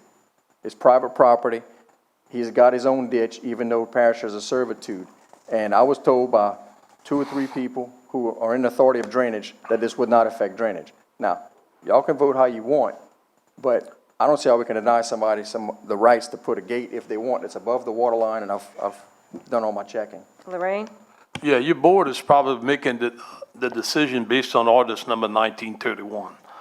It's Right. based on the ordinance that requires Ordinance anyone wanting to put up a 1931 gate, yeah. specifically says you can't block the canal. Well, it's not that you can't block the canal, it's that you have to apply for a permit to put the gate up. So it's not yes, yes or no's in every situation. I mean, it's based on, different variables that is in the ordinance. So sometimes So- y'all allow it? Yeah, and Sometimes y'all don't honestly, in oppose the it. 5+ years I've been here, this is the second one that's come through. I mean, honestly, I don't know if What is it's it that the problem is with this one, you think? What is the, So we had a meeting with the residents. We had a petition that they came in and signed. I know Bo met with them afterwards. They expressed concern, yes, about the drainage, but during the CZM meeting, a couple other factors were brought up. They're concerned that it is on a parish servitude, so if the parish did want to get back there on the canal, they wouldn't have access to it from so the it waterway. completely blocks the servitude? It doesn't block the servitude along the levee, but if they, why are you shaking your head? The parish has a servitude on the levee, and they can still get to the ditch. This gate is back towards the 40. It may be 10, 15 yards from the 40 over this canal is where it was proposed. It's So my the parish still has full rights, but if the parish wanted to put a boat in the canal, they would have to have a key to the gate. And it's not a big canal, it's a big drainage ditch. Yeah, but, yeah. And I told CZM when I went and visited them at their meeting, that based on what some of the residents on the list told me was that supposedly the guy in the back was just upset that he wouldn't be able to have access. It wasn't more a drainage issue, it was more or less an access issue. And I'm not a fan of gates, but the thing is, I know the school board has leases all over the place in the Marsh and LaRose, and people have gates Yeah, blocking people out of their leases across That's a good point, canals. and it's a big issue. I mean, there's gates So, everywhere, and I I'm mean, just this is telling the you the second facts. one You that vote how you actually is want. going through the process. So, I mean, I get where you're coming from. So I know the drainage issue. I spoke to James Barnes, the Public Works Director. Is it likely that it would cause flooding? But he said, it's not likely, but, worst case scenario, things could become backed up from the gate. So, Okay, that's so what I'm talking about. did you have a reason, is that your one reason because it may cause flooding? Did you have a second reason? No, the fact that even though the parish's access along the levee, the whole drainage servitude is across the levee, so the parish wouldn't have access through that waterway. Another point that was brought up. Meaning to get in the water and clear it. Mhm. Is that how it's currently cleared with machines that get in the water? No, it's on the levee. So that's but if we ever get this piece of equipment to ride it through that canal and... Yeah, full disclosure, as I guess a general stance, the CZM board is just against gates in general, and I think they, made that pretty clear at the meeting. They just didn't see. They're what in general? I didn't... Gates. Okay. Blocking off waterways. They had a pretty hard stance about that, and it's. Now, Amanda, you're not putting more than a John boat in this canal. We're not talking about a barge. We're not talking about putting a machine like on a boat to dig anything. if we needed to clean that canal or remove anything, water lilies, you can put a track hoe slash excavator along it and clean it, right? Right. So there's no reason, a parish, I don't think we have a boat small enough, or maybe a putt-putt or something. Yeah, I just want to let y'all know, we had a meeting with residents that, signed a petition that said they don't want the gate down the street, and that they did base that off of the reason of flooding and drainage problems. So, I mean, take that for what you will. I mean, we met with the cesium advisory board, they also brought up the fact that public funds are used to clear that canal. So if that resident down the street wants to use that waterway to get to the 40s, should he be able to? If it's public funds being used to clear the Well, canal. that's the best argument I've heard all day on that Well, I one, was getting yeah. there. I have my list. So, if that resident wants to use the canal down the waterway and public funds are being used, should he be denied access down it? Because I think if it's a gate, it obviously opens so they could get a piece of equipment in there and move Yeah, it through, right? I So just wanted it's- to throw all the Okay. cards on the table and let you know everything that was discussed along the process. So those are the main selling points. I consulted with Public Works, the residents, our cesium advisory board, and it was a general consensus to deny it. I know you spoke with them afterwards, the residents. They never contacted me to let me know otherwise. So, as of now, I mean, that's our recommendation. Okay. Any further discussion? Being no, oh. I just Mr. want to be Carlin? crystal clear. So this landowner owns the property on both sides of a ditch. He wants to put a gate across the top of the ditch, but people living in the area might want to put a P-Rog through there, and they feel like they might get locked out. Well, it's not the landowner that's applying for it, it's a leaseholder. Roger that, thank you. And I did speak to the landowner, he said he doesn't have a problem with it. Okay, he never, I mean, I'm just letting you know. yeah. I mean, it's just hard when they don't, contact me to reiterate those feelings. But, yeah, so a vote of yes denies the Okay, I gate, spoke just to to a make it lawyer, clear. I can't see which lawyer, but I spoke to a lawyer, and they said that the private property owner is within his full rights to put a And I gate. mean, I'm just FYIing y'all. And how y'all want to vote is how y'all want to vote, but why we're here is because they had to go through this process based on an ordinance that was voted by y'all way back when. Gotcha. Okay. Any further discussion? Being none, all in favor? Aye. Any opposed? Nay. You voted? Nay. Who's nays? Paraloo and Bo, Grow and Jones. So that's 4 nays. 4 yeas, 4 nays, fails. Okay, we've done number 37. Number 38, resolution requesting the Lafourche Parish District Attorney to render an opinion as to what the residual impact would be by rescinding ordinance 5781 attached, ordinance 5782 attached, and ordinance 5999 attached, and if any, what would the process be to returning the recreation districts and millages back prior to abolishment and consolidation. Moved by Paraloo, second by O-Town. We have somebody that wants to speak on this? Ms. Carlin, you want to? Mr. Albert Martin, if you'd approach the podium, Mr. Martin. State your name and address for the record.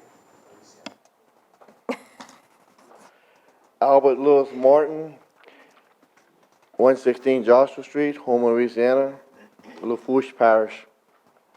I'm asking y'all to support this for the DA and everything, the opinion, and see about either putting the recreation district back like they were, or giving the advisory board that serve for y'all some power to do stuff.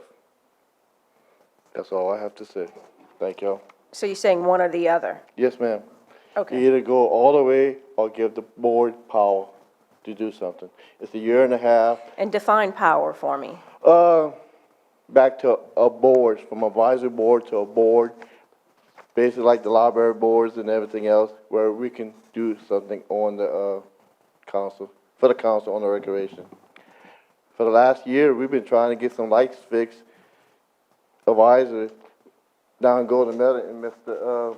Lorraine's area, and we're still trying to take care of all that. stuff like that. All we are there is a suggestion board, and Okay. sometimes we feel like we're there for nothing. Yeah, and, yeah, okay. Any further discussion?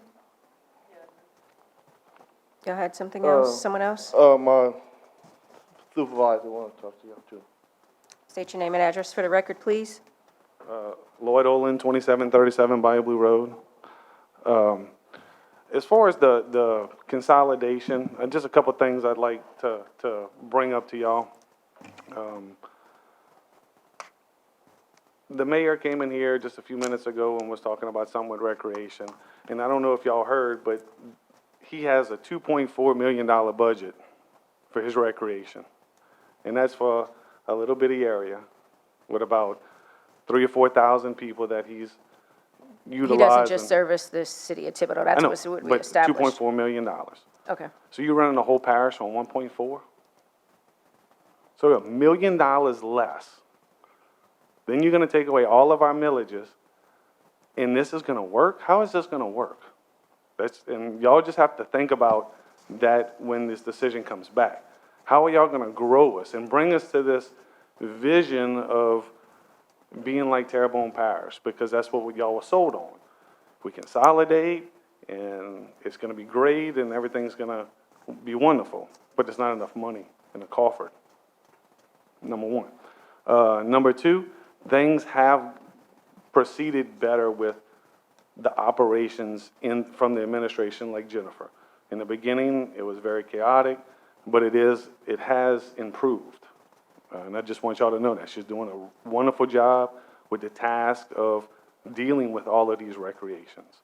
It's definitely improved. My personal opinion, is that each recreation should have a small millage for general operations, maybe 1 to 2 mills, and then your parish-wide should be for capital outlay. So each building should run its own operations daily, and then capital outlay with y'all board. That's just a food for thought. Thank y'all. Mr. Parlow?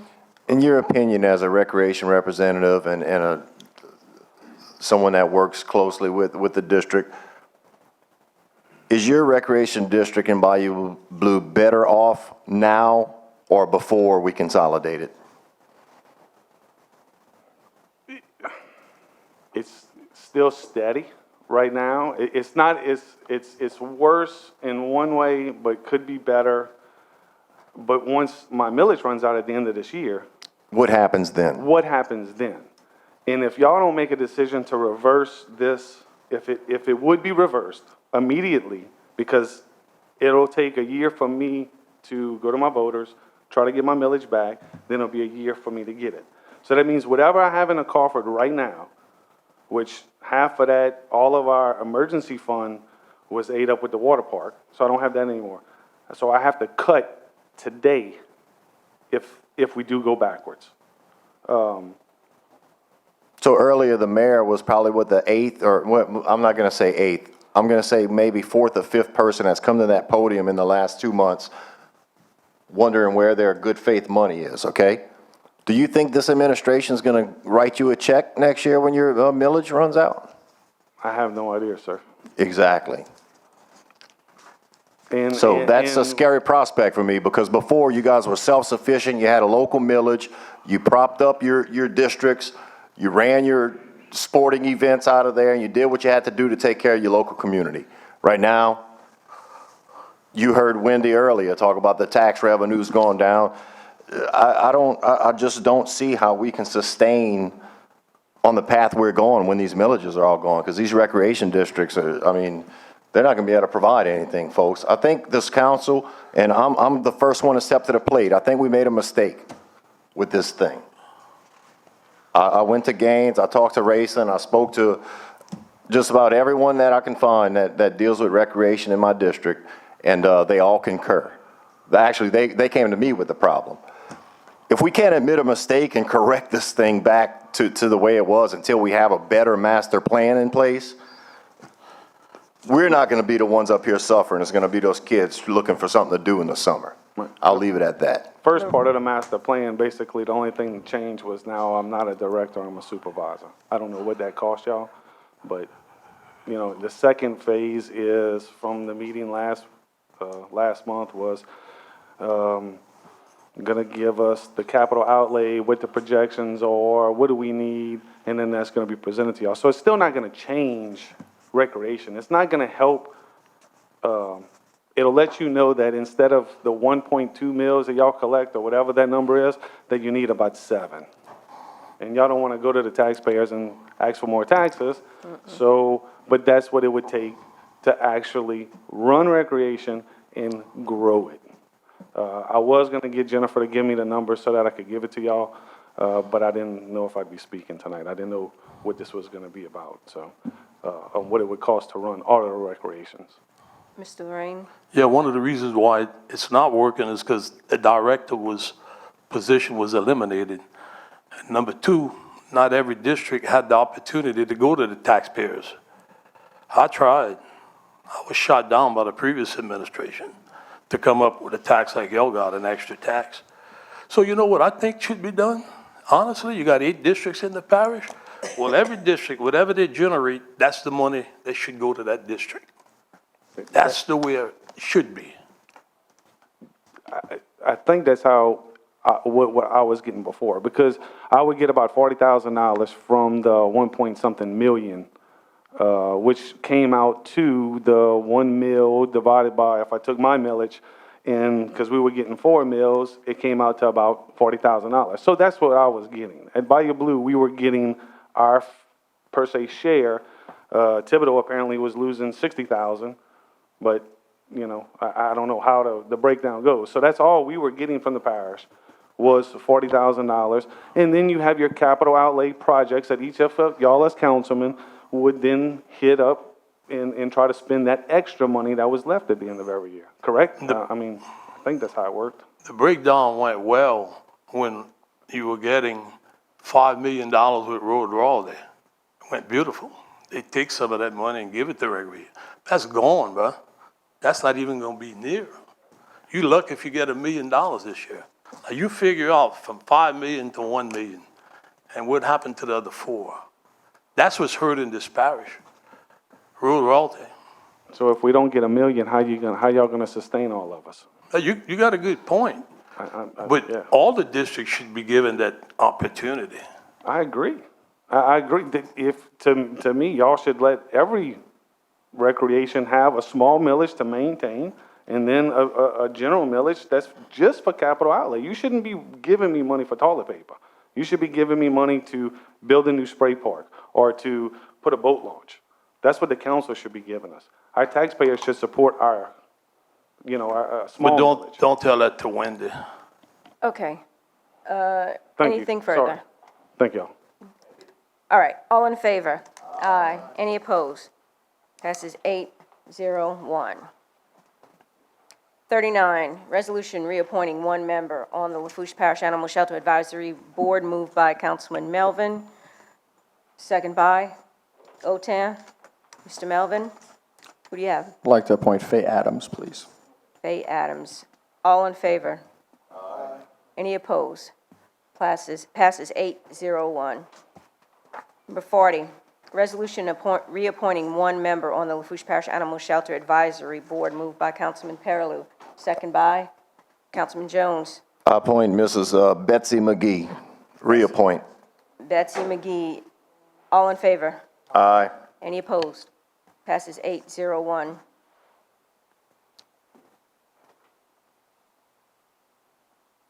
Resolution reappointing 1 member on the Lafourche Parish Animal Shelter Advisory Board, moved by Councilman Bourgeois, second by Perilou. Any discussion?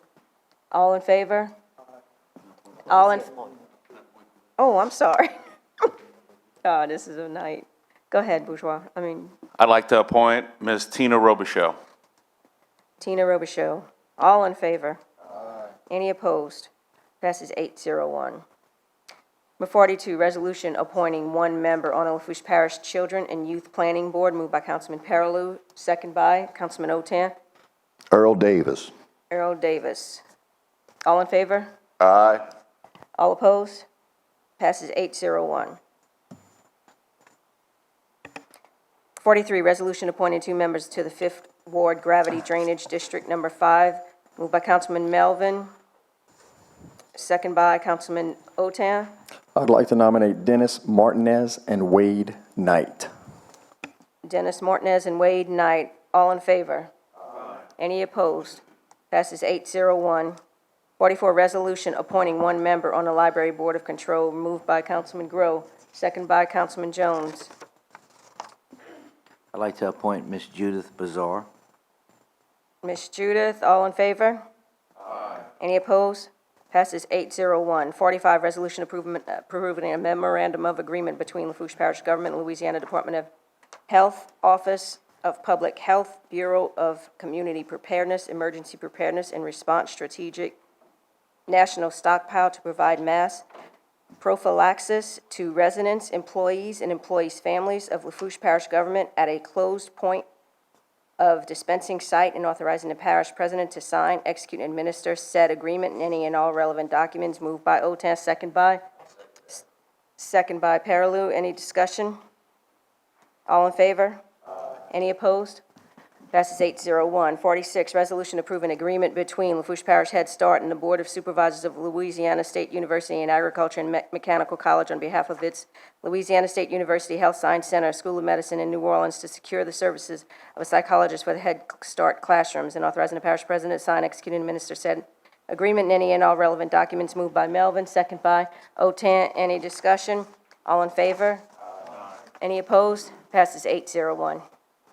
Number 47, resolution approving a joint funding agreement between Lafourche Parish Government and the U.S. Department of the Interior Geological Survey, and authorizing the parish president to sign, execute, and administer said agreement and any and all relevant documents. Moved by Councilman Otan, second by Councilman Melvin. Any discussion? All in favor? Any opposed? Passes 801. 48, resolution approving a cooperative endeavor agreement between Lafourche Parish Government and the City of Thibodaux for non-point source MS4 pollution reduction in the Bayou Buff watershed, and authorizing the parish president to sign, execute, and administer said agreement and any and all relevant documents. Can someone move for me? Moved by Otan, second by Jones. Any discussion? All in favor? Any opposed? Passes 801. 49, resolution rescinding resolution number 18-019, that amended resolution number 17-191 that authorized the hiring of Leonard Chauvin, P.E., PLS, Incorporated, as the engineer for services needed in the completion of an application under the FY 2018-2019 Louisiana Community Development Block Grant, LCDBG program, and for the design and construction inspection service pending grant award, and authorizing the parish president to sign, execute, and administer any and all relevant documents. Moved by Jones, second by Grow. Any discussion? Being none, all in favor? Any opposed? Passes 801. Number 50, resolution approving a memorandum of understanding by and between the Governor's Office of Homeland Security and Emergency Preparedness, GOSEP, and Lafourche Parish Government relating to public assistance funding for eligible disaster recovery efforts of emergency declaration FEMA-EM-3392-LA, Tropical Storm Nate, and authorizing the parish president to sign, execute, and administer said agreement and any and all relevant documents. Moved by Otan, second by Paraloo. Any discussion? Being none, all in favor? Any opposed? Passes 801. 51, resolution approving a cooperative endeavor agreement between LSU Ag Center and Lafourche Parish Government to support and administer Louisiana cooperative units off campus, and authorizing the parish president to sign, execute, and administer said agreements and any and all relevant documents. Moved by Bourgeois, second by Paraloo. Any discussion? Being none, all in favor? Any opposed? Oh, sorry, Mr. Jones? No, on to the next one. Oh, okay. Any opposed? Passes 801. Ms. Chairwoman, Sir. I'd like to deviate from the agenda and go to item Q. Can I get a second to go to, second by Melvin? Go ahead, Mr. Jones. Okay, item Q, getting back to the question I asked the administration, on the 35-hour cut on employees, how much the parish would be saving?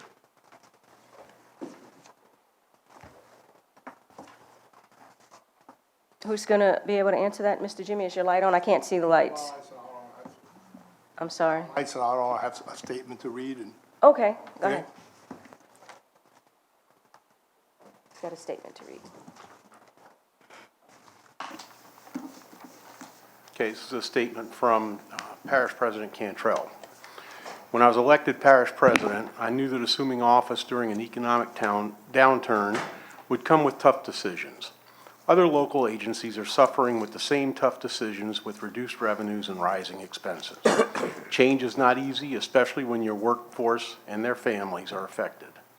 My leadership team and I have done a complete review of the budget and weighed options. Due to a lack of current funds, I have officially announced a reduction in force in the form of reduced employee work hours.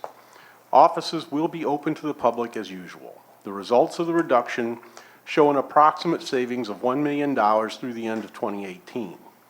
The hard truth is that we are avoiding more drastic measures by tightening expenses now.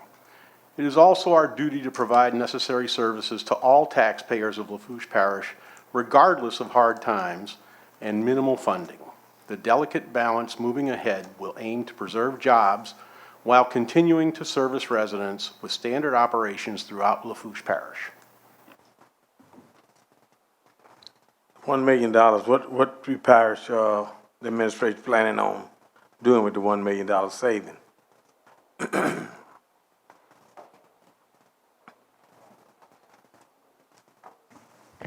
Mr. Jimmy? I made a statement. I don't want to get into it right now because there's a lot of things we have to do. There's a lot of bills that we have to pay coming up next year. I went over with some of them with you, Mr. Esposito, about the Choctaw levy, which would be about $2.2 million, maybe $2.4 million if they don't waive the fees, $300,000 to $500,000 for Sandra Barrios building. And we need to make sure that we don't overspend so we have enough funds to pay the salaries of people next year. Because we have nothing to draw from next year. We just have nowhere to go. So we want to cut the employees, and the next two items want to raise taxes. These employees having a hard time paying taxes now. We're cutting service from the people. So you can't use the money out of building and maintenance to pay solid waste. You can't use the money out of recreation to pay solid waste. You can't use the money out of roads and bridges to pay solid waste. So I think that's baloney. We had a budget approved in December. The salary was in there. So it shouldn't have been a reason to be cut this year.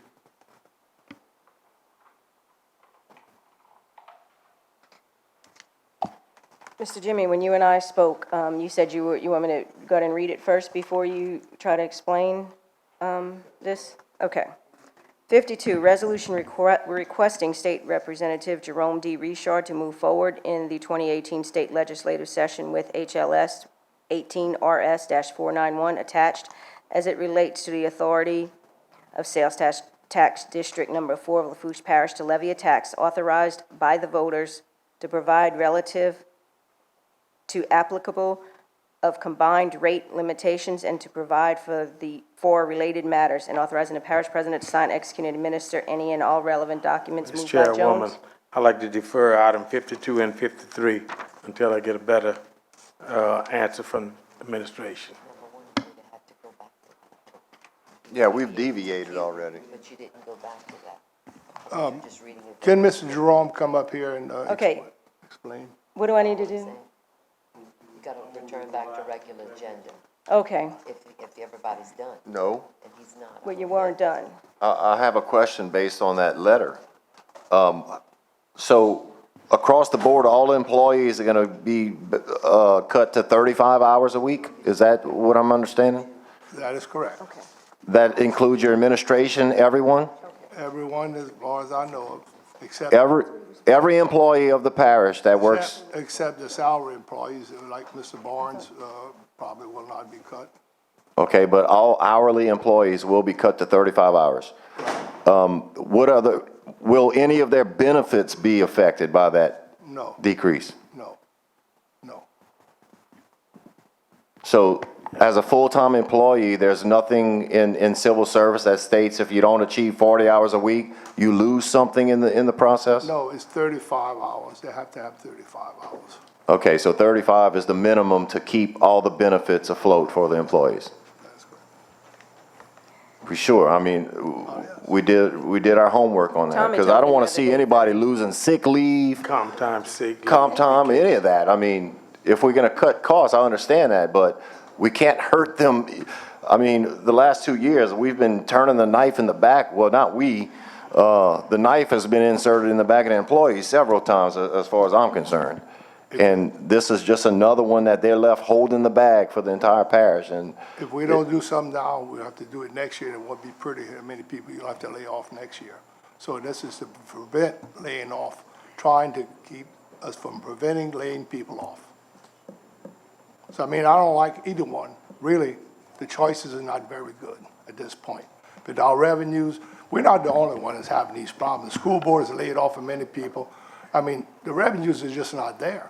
And if we do not pass this garbage tax, some kind of way, we're not passing, we just put it to the legislative, then we're gonna have more serious problems.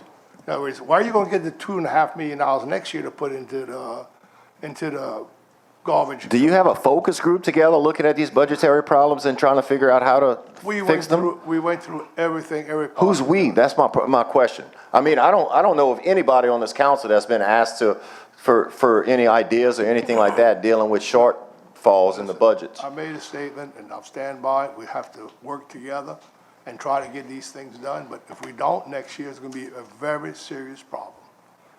And there's no choices anymore. We just don't have those choices anymore. But all I'm saying, Mr. Jimmy, is you got, aside from your administration, you have 9 eager people willing to work hard to try to lessen the blow and to try to work towards the greater good for the employees and the taxpayers. All right. I think, some of these council members can probably contribute. Well, I'll gladly have it if you want to have a committee to look at it any other way. But we have to do this now because March, I think is 2nd, if I'm wrong, maybe I am, but I don't think so, that the legislature has to have this so we know what route to take. So if we don't do it tonight, then we're in serious trouble because the legislature won't take it. So whatever decision we do tonight, it's not voting. It's just giving them an opportunity to say, well, we're going to pass this tax or not.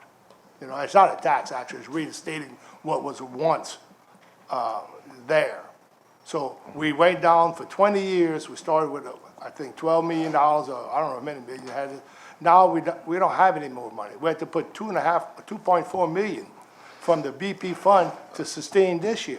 Yes, sir. Where are you going to get it next year? And Jerry, while I still have the mic, man, I want to implore you to rethink pulling those or deferring those, because after sitting with Jerome and James Barnes, we're in trouble if we don't get that 3/10 back for the garbage pickup. Seriously, and you know that. We're gonna be in trouble, but at the same token, I appreciate what you're saying, but people that are getting cut 10 hours a check, and they gonna have to pay garbage tax. Jerry. And I got the Oh, floor. no, you do. I'm sorry. And the administration, the ones on salary is not getting cut, and the ones in civil service is coming at 10, 11, 12 o'clock. And got people coming at 6:30 and 7 o'clock and staying till 5, and they're getting cut, and the other one's not. I understand, but that sounds more like a management style issue. And this is a fiscal issue for the entire parish, Jerry. Will this guarantee that no other employee will be cut or laid off? Oh, there's no guarantees in this whole world. I mean, you can't guarantee something you don't know what's Mr. going to Jimmy, happen. how many salaried, I thought you were the only salaried employees. There's other salaried employees? Mr. Barnes is salaried, Mr. Just appointed members? Just department heads? Yeah, we only have, Those that we appointed? yeah, we only have 2 of 3 of them. Okay, so like Tony and James Barnes Yeah, and, right, okay. James Barnes, that's probably 2. I'm sorry, Mr. Paraloo? Okay, so yeah, I just want to differentiate between the two, and I know you understand that, Jerry. I'm just saying that we're in critical stage with solid waste. I don't want to please don't defer it. I'm just asking you, you know. Let Mr. Danos come up and try to explain. Okay, so we have a couple councilmen with some lights on. Let me hear from them. Mr. Melvin. Yes, this is just for the public, not just for Mr. Jones, and I understand that there have been some struggles between the council administration. I can fully appreciate the concern for the employees. We know we went through the health care, the whole thing with that. I'm behind the employees, don't get me wrong, 100%. That in itself is a little different deal than this garbage, because everybody has garbage, okay? Everybody has garbage, and nobody wants garbage piling up in their house and their yard, because I'm for sending it to the legislature. That's my opinion. I like to let the voters decide if possible. I know that might take longer, but they have skin in the game too. But if this doesn't go and garbage starts piling up in your yard, that's going to be bad for everybody, no matter who's working for the parish, okay, and how many hours you got or don't have, okay? I'm just letting you know that's Mr. Perilou is right, and that is a totally different issue. And this has been happening for over 20 years, and it's come to a head, and unfortunately, our names have to be on something, and this is it. And I'm just hoping Mr. Jones doesn't pull them. Mr. Groh. I just want to echo their comments that it's too late. We got to vote on this tonight, you know. Okay, for Plan Mr. A. Jones, did you have something to add, or you want to listen to Jerome first, or? For my fellow council Okay, people, I got to deviate to go back before. I didn't do that Yeah. last time, so that's why it doesn't for my count. fellow council people, I will not defer it. But for the administration, I would, because there's nothing but lies come out the administration mouth. Okay, can I get a motion to return to regular? Move. Moved by Melvin, second by Bourgeois. Number 52.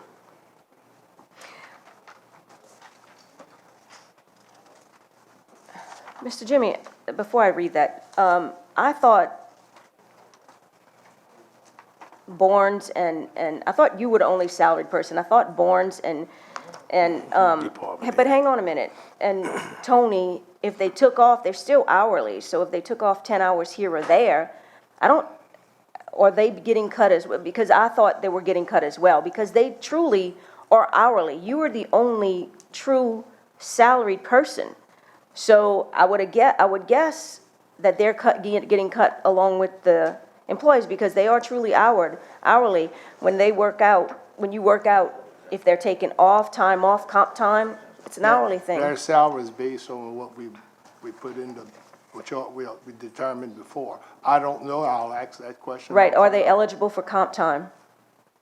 Yes, Then they're not salaried. well, That's the kicker. But they can't get overtime, so, right, but the fact that they're eligible for comp time, I don't know. I mean, I thought they got so much a year and that's it. So, I mean, to answer your question, I'll probably have to look this up and find out from you. yeah, because I think they're gonna have to be cut too. Department heads are Pardon me? hourly. You may be right. I don't know, I'm just guessing. I thought you were the only true salaried. Mr. Jones, you had something? Yeah, department heads are paid hourly. They're hourly? Yeah. I'm sorry. Mr. Groh. My question is just, hopefully I've thought out that we don't lose services, that the hours are going to be staggered and people aren't all cruising out at 2:30. Well, and just for the other employees, I mean, you know, the department heads take the same hit that they take in their salary, if that's in fact how it ends up being. Okay, 52. I'm right, we're here? Resolution requesting State Representative Jerome D. Richard to move forward in the 2018 state legislative session with HLS 18RS-491 attached as it relates to the authority of State Tax District Number 4 of Lafourche Parish to levy a tax authorized by the voters to provide relative to applicability of combined rate limitations and to provide for the related matters, and authorizing the parish president to sign, execute, and administer any and all relevant documents. Moved by Jones, second by Bourgeois. Okay, Mr. Jimmy, did you have anything else you wanted to say on this one, or you wanted to hear from Jerome, or you wanted what? Let Jerome come up here, he knows it better than I do. Did anyone have questions for Jerome, or you wanted to just Or does everyone understand? We all met with you, I know, but I just wanted to, no one has any other questions? All right. Ready to vote? All in favor? Any opposed? Nay. So passes 6 yeas, 2 nays, me and Bo, and 1 absent. Okay, so the fact that that one passed, we don't, you pull 53. Okay.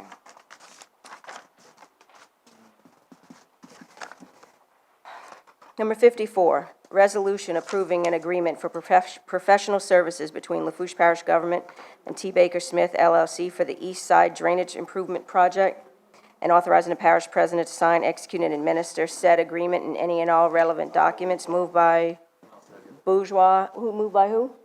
Perilou. Second by Bourgeois. Any discussion? Being none, all in favor? Aye. Any opposed? Passes 8-0-1. 55, resolution approving an intergovernmental agreement between Lafourche Parish Government and State of Louisiana Department of Transportation and Development, DOTD, for the project entitled East Side Drainage Improvement State Project Number H.013147, and authorizing the parish president to sign, execute, and administer said agreement and any and all relevant documents. Can someone move for Lafont? Moved by Perilou, second by Melvin. Any discussion? Being none. All in favor? Any opposed? Passes 8-0-1. 56, resolution approving amendment number 1 to the sewage treatment agreement between Lafourche Parish Government and Total Environmental Solutions, Inc., and authorizing the parish president to sign, execute, and administer said amendment and any and all relevant documents. Moved by Gross, second by Otan. Any discussion? Being none, all in favor? Any opposed? Passes 8-0-1. Y'all need to get louder with your yays. 57, resolution approving amendment number 1 to the agreement between Lafourche Parish Government and Duplantis Design Group, P.C. to provide civil engineering design services for the preparation of maintenance specifications for parish-owned streetlights, and authorizing the parish president to sign, execute, and administer said amendment and any and all relevant documents. Moved by Melvin, second by Perilou. Any discussion? Being none, all in favor? Any opposed? Passes 8-0-1.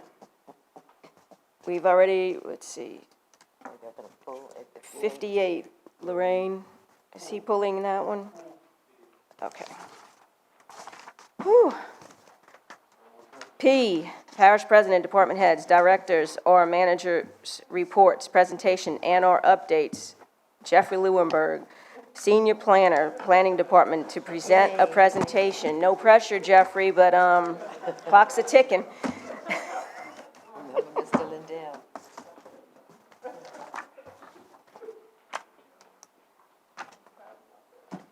Jeffrey Lewinberger, 4876 Highway 1, Matthews, Louisiana. We handed out your report.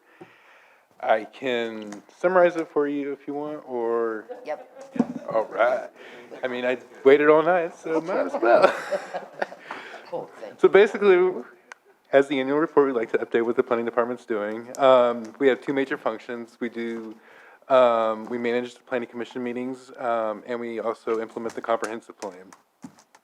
The Louisiana legislature requires the parish to have a comprehensive plan in order to regulate the subdivision of land. And in my report, on page 6, you can see where that law lies. But not only is a plan required, but it's also good practice for a parish or any business to have a long-term plan for growth.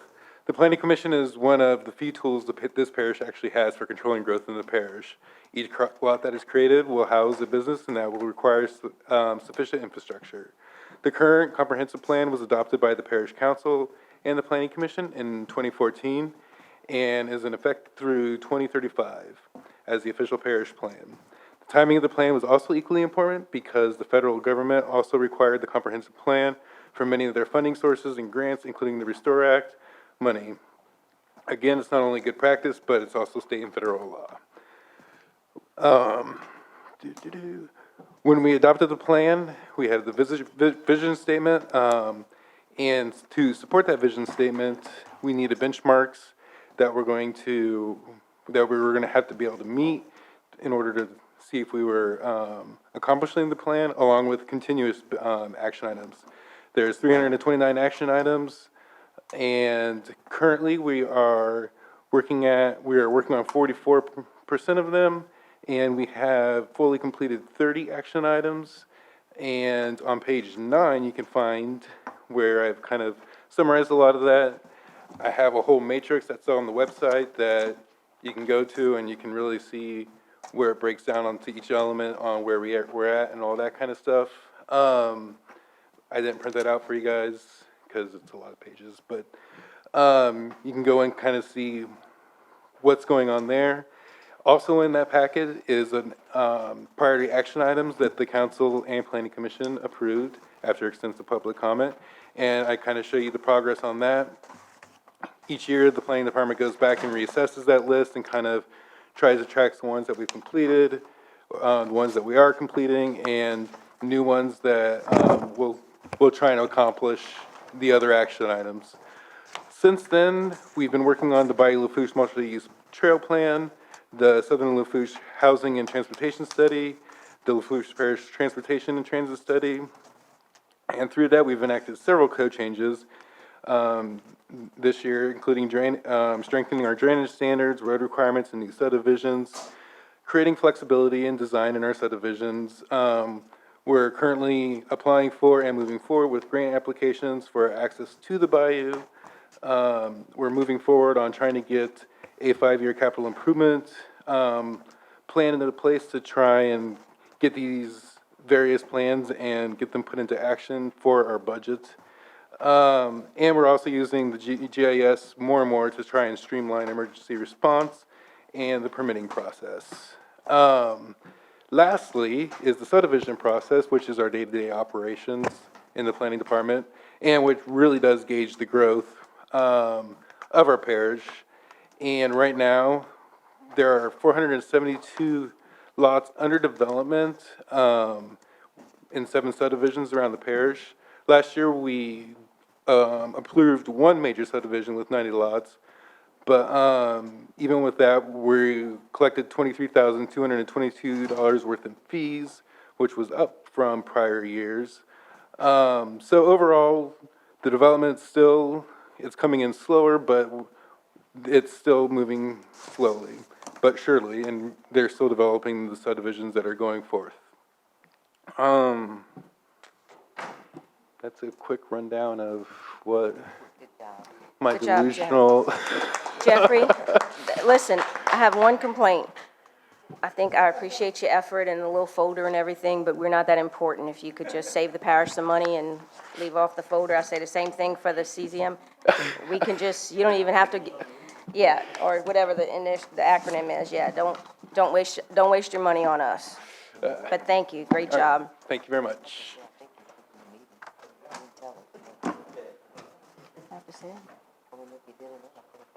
I did not realize this meeting was going to be this long, guys. Okay, Amanda Voisin, 4876 Highway 1, Matthews, Louisiana. Quickly going through, I'll highlight kind of what we did over the past year in 2017. One of the most exciting things is that CPRA put out a parish matching program recently. Lafourche Parish was one of 6 projects to get chosen, and we were awarded $412,722 for the Grand Bayou freshwater reintroduction project to get it through to 100% engineering and design. I had submitted that proposal, and it was accepted. So the other packet that you have tomorrow, the amendment to our Restore Act multi-year implementation plan is going to be put out for a 45-day public notice. Since there was an amendment to the funding, that it has to go back out on public notice. So that's what we have if y'all want to look at that later. And the end date for public comments is going to be April 15th. Multi-year implementation plan updates. We have 2 projects currently underway using the Restore Act funding. The first is the Grand Bayou Freshwater Reintroduction Project. The contract was awarded to Ducks Unlimited at the September council meeting. So it's kind of in the early stages of preliminary engineering and design. Barataria Marsh creation and ridge restoration.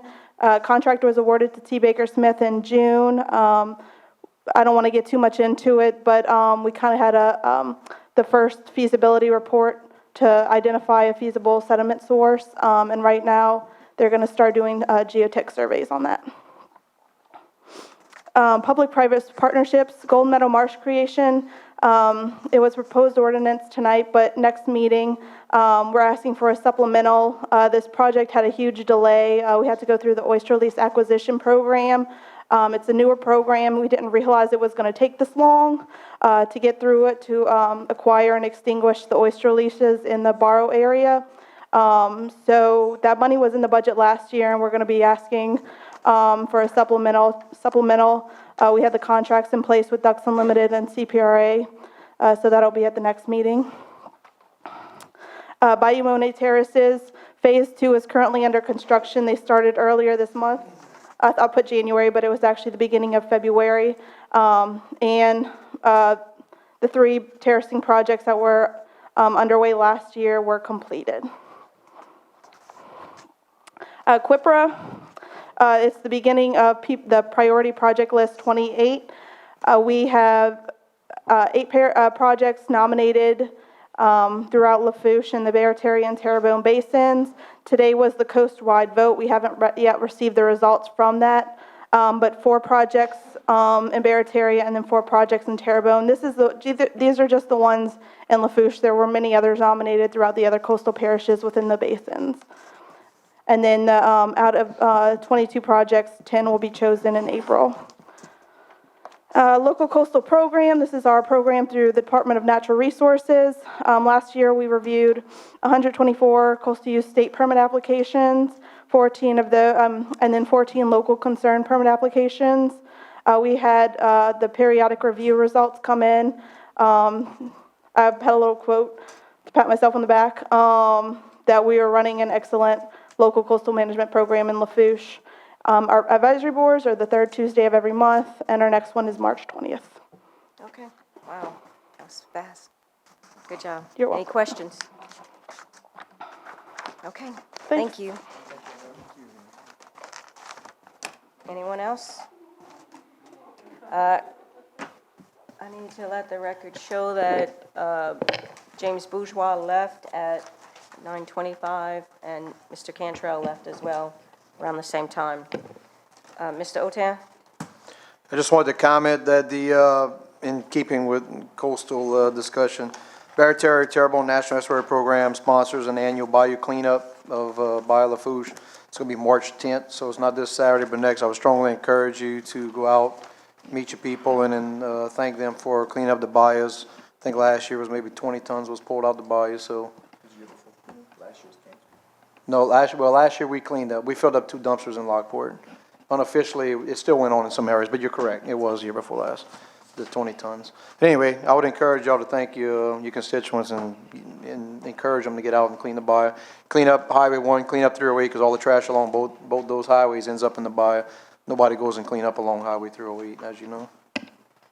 I want to say Choctaw Firemen's, Volunteer Firemen Festivals this weekend coming, so be there. Mr. Otan, you had something else? I know we have to. I did. Okay. I did. I just wanted to comment, just for everyone to be aware.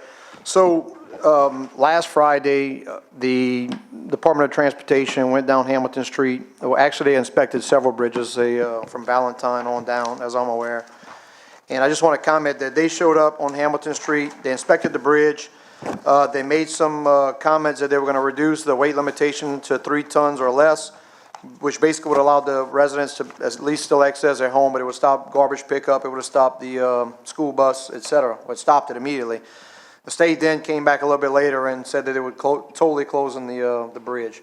So the parish had to go out there and put barricades across the bridge and stop those people from going to their homes. Basically, if they had vehicles at their homes, they couldn't get their vehicles out. As crazy as that sounds, be aware that something like that can happen. It was a mess.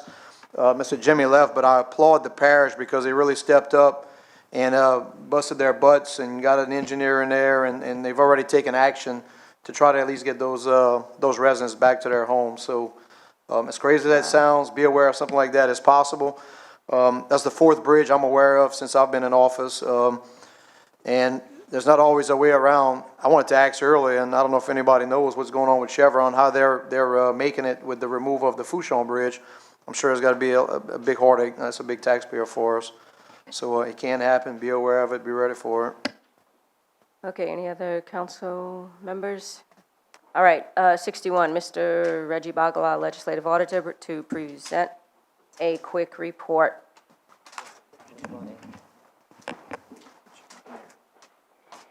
Reggie Bagala, 404 Barataria Street, Lockport.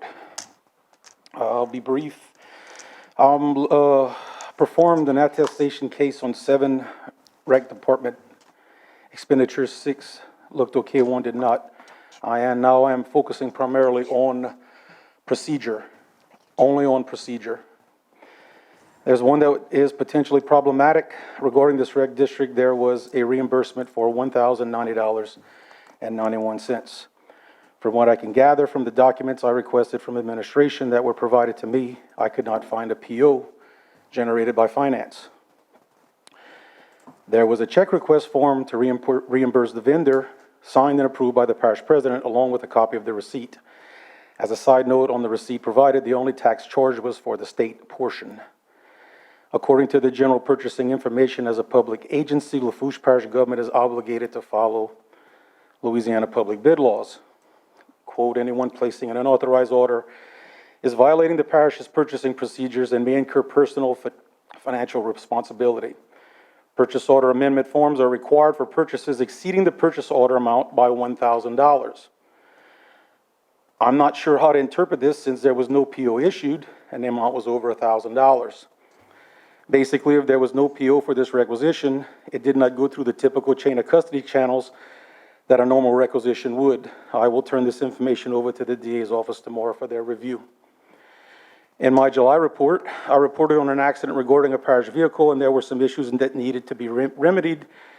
In reporting said accidents and follow-up procedures in the future, has this policy been attended to or altered?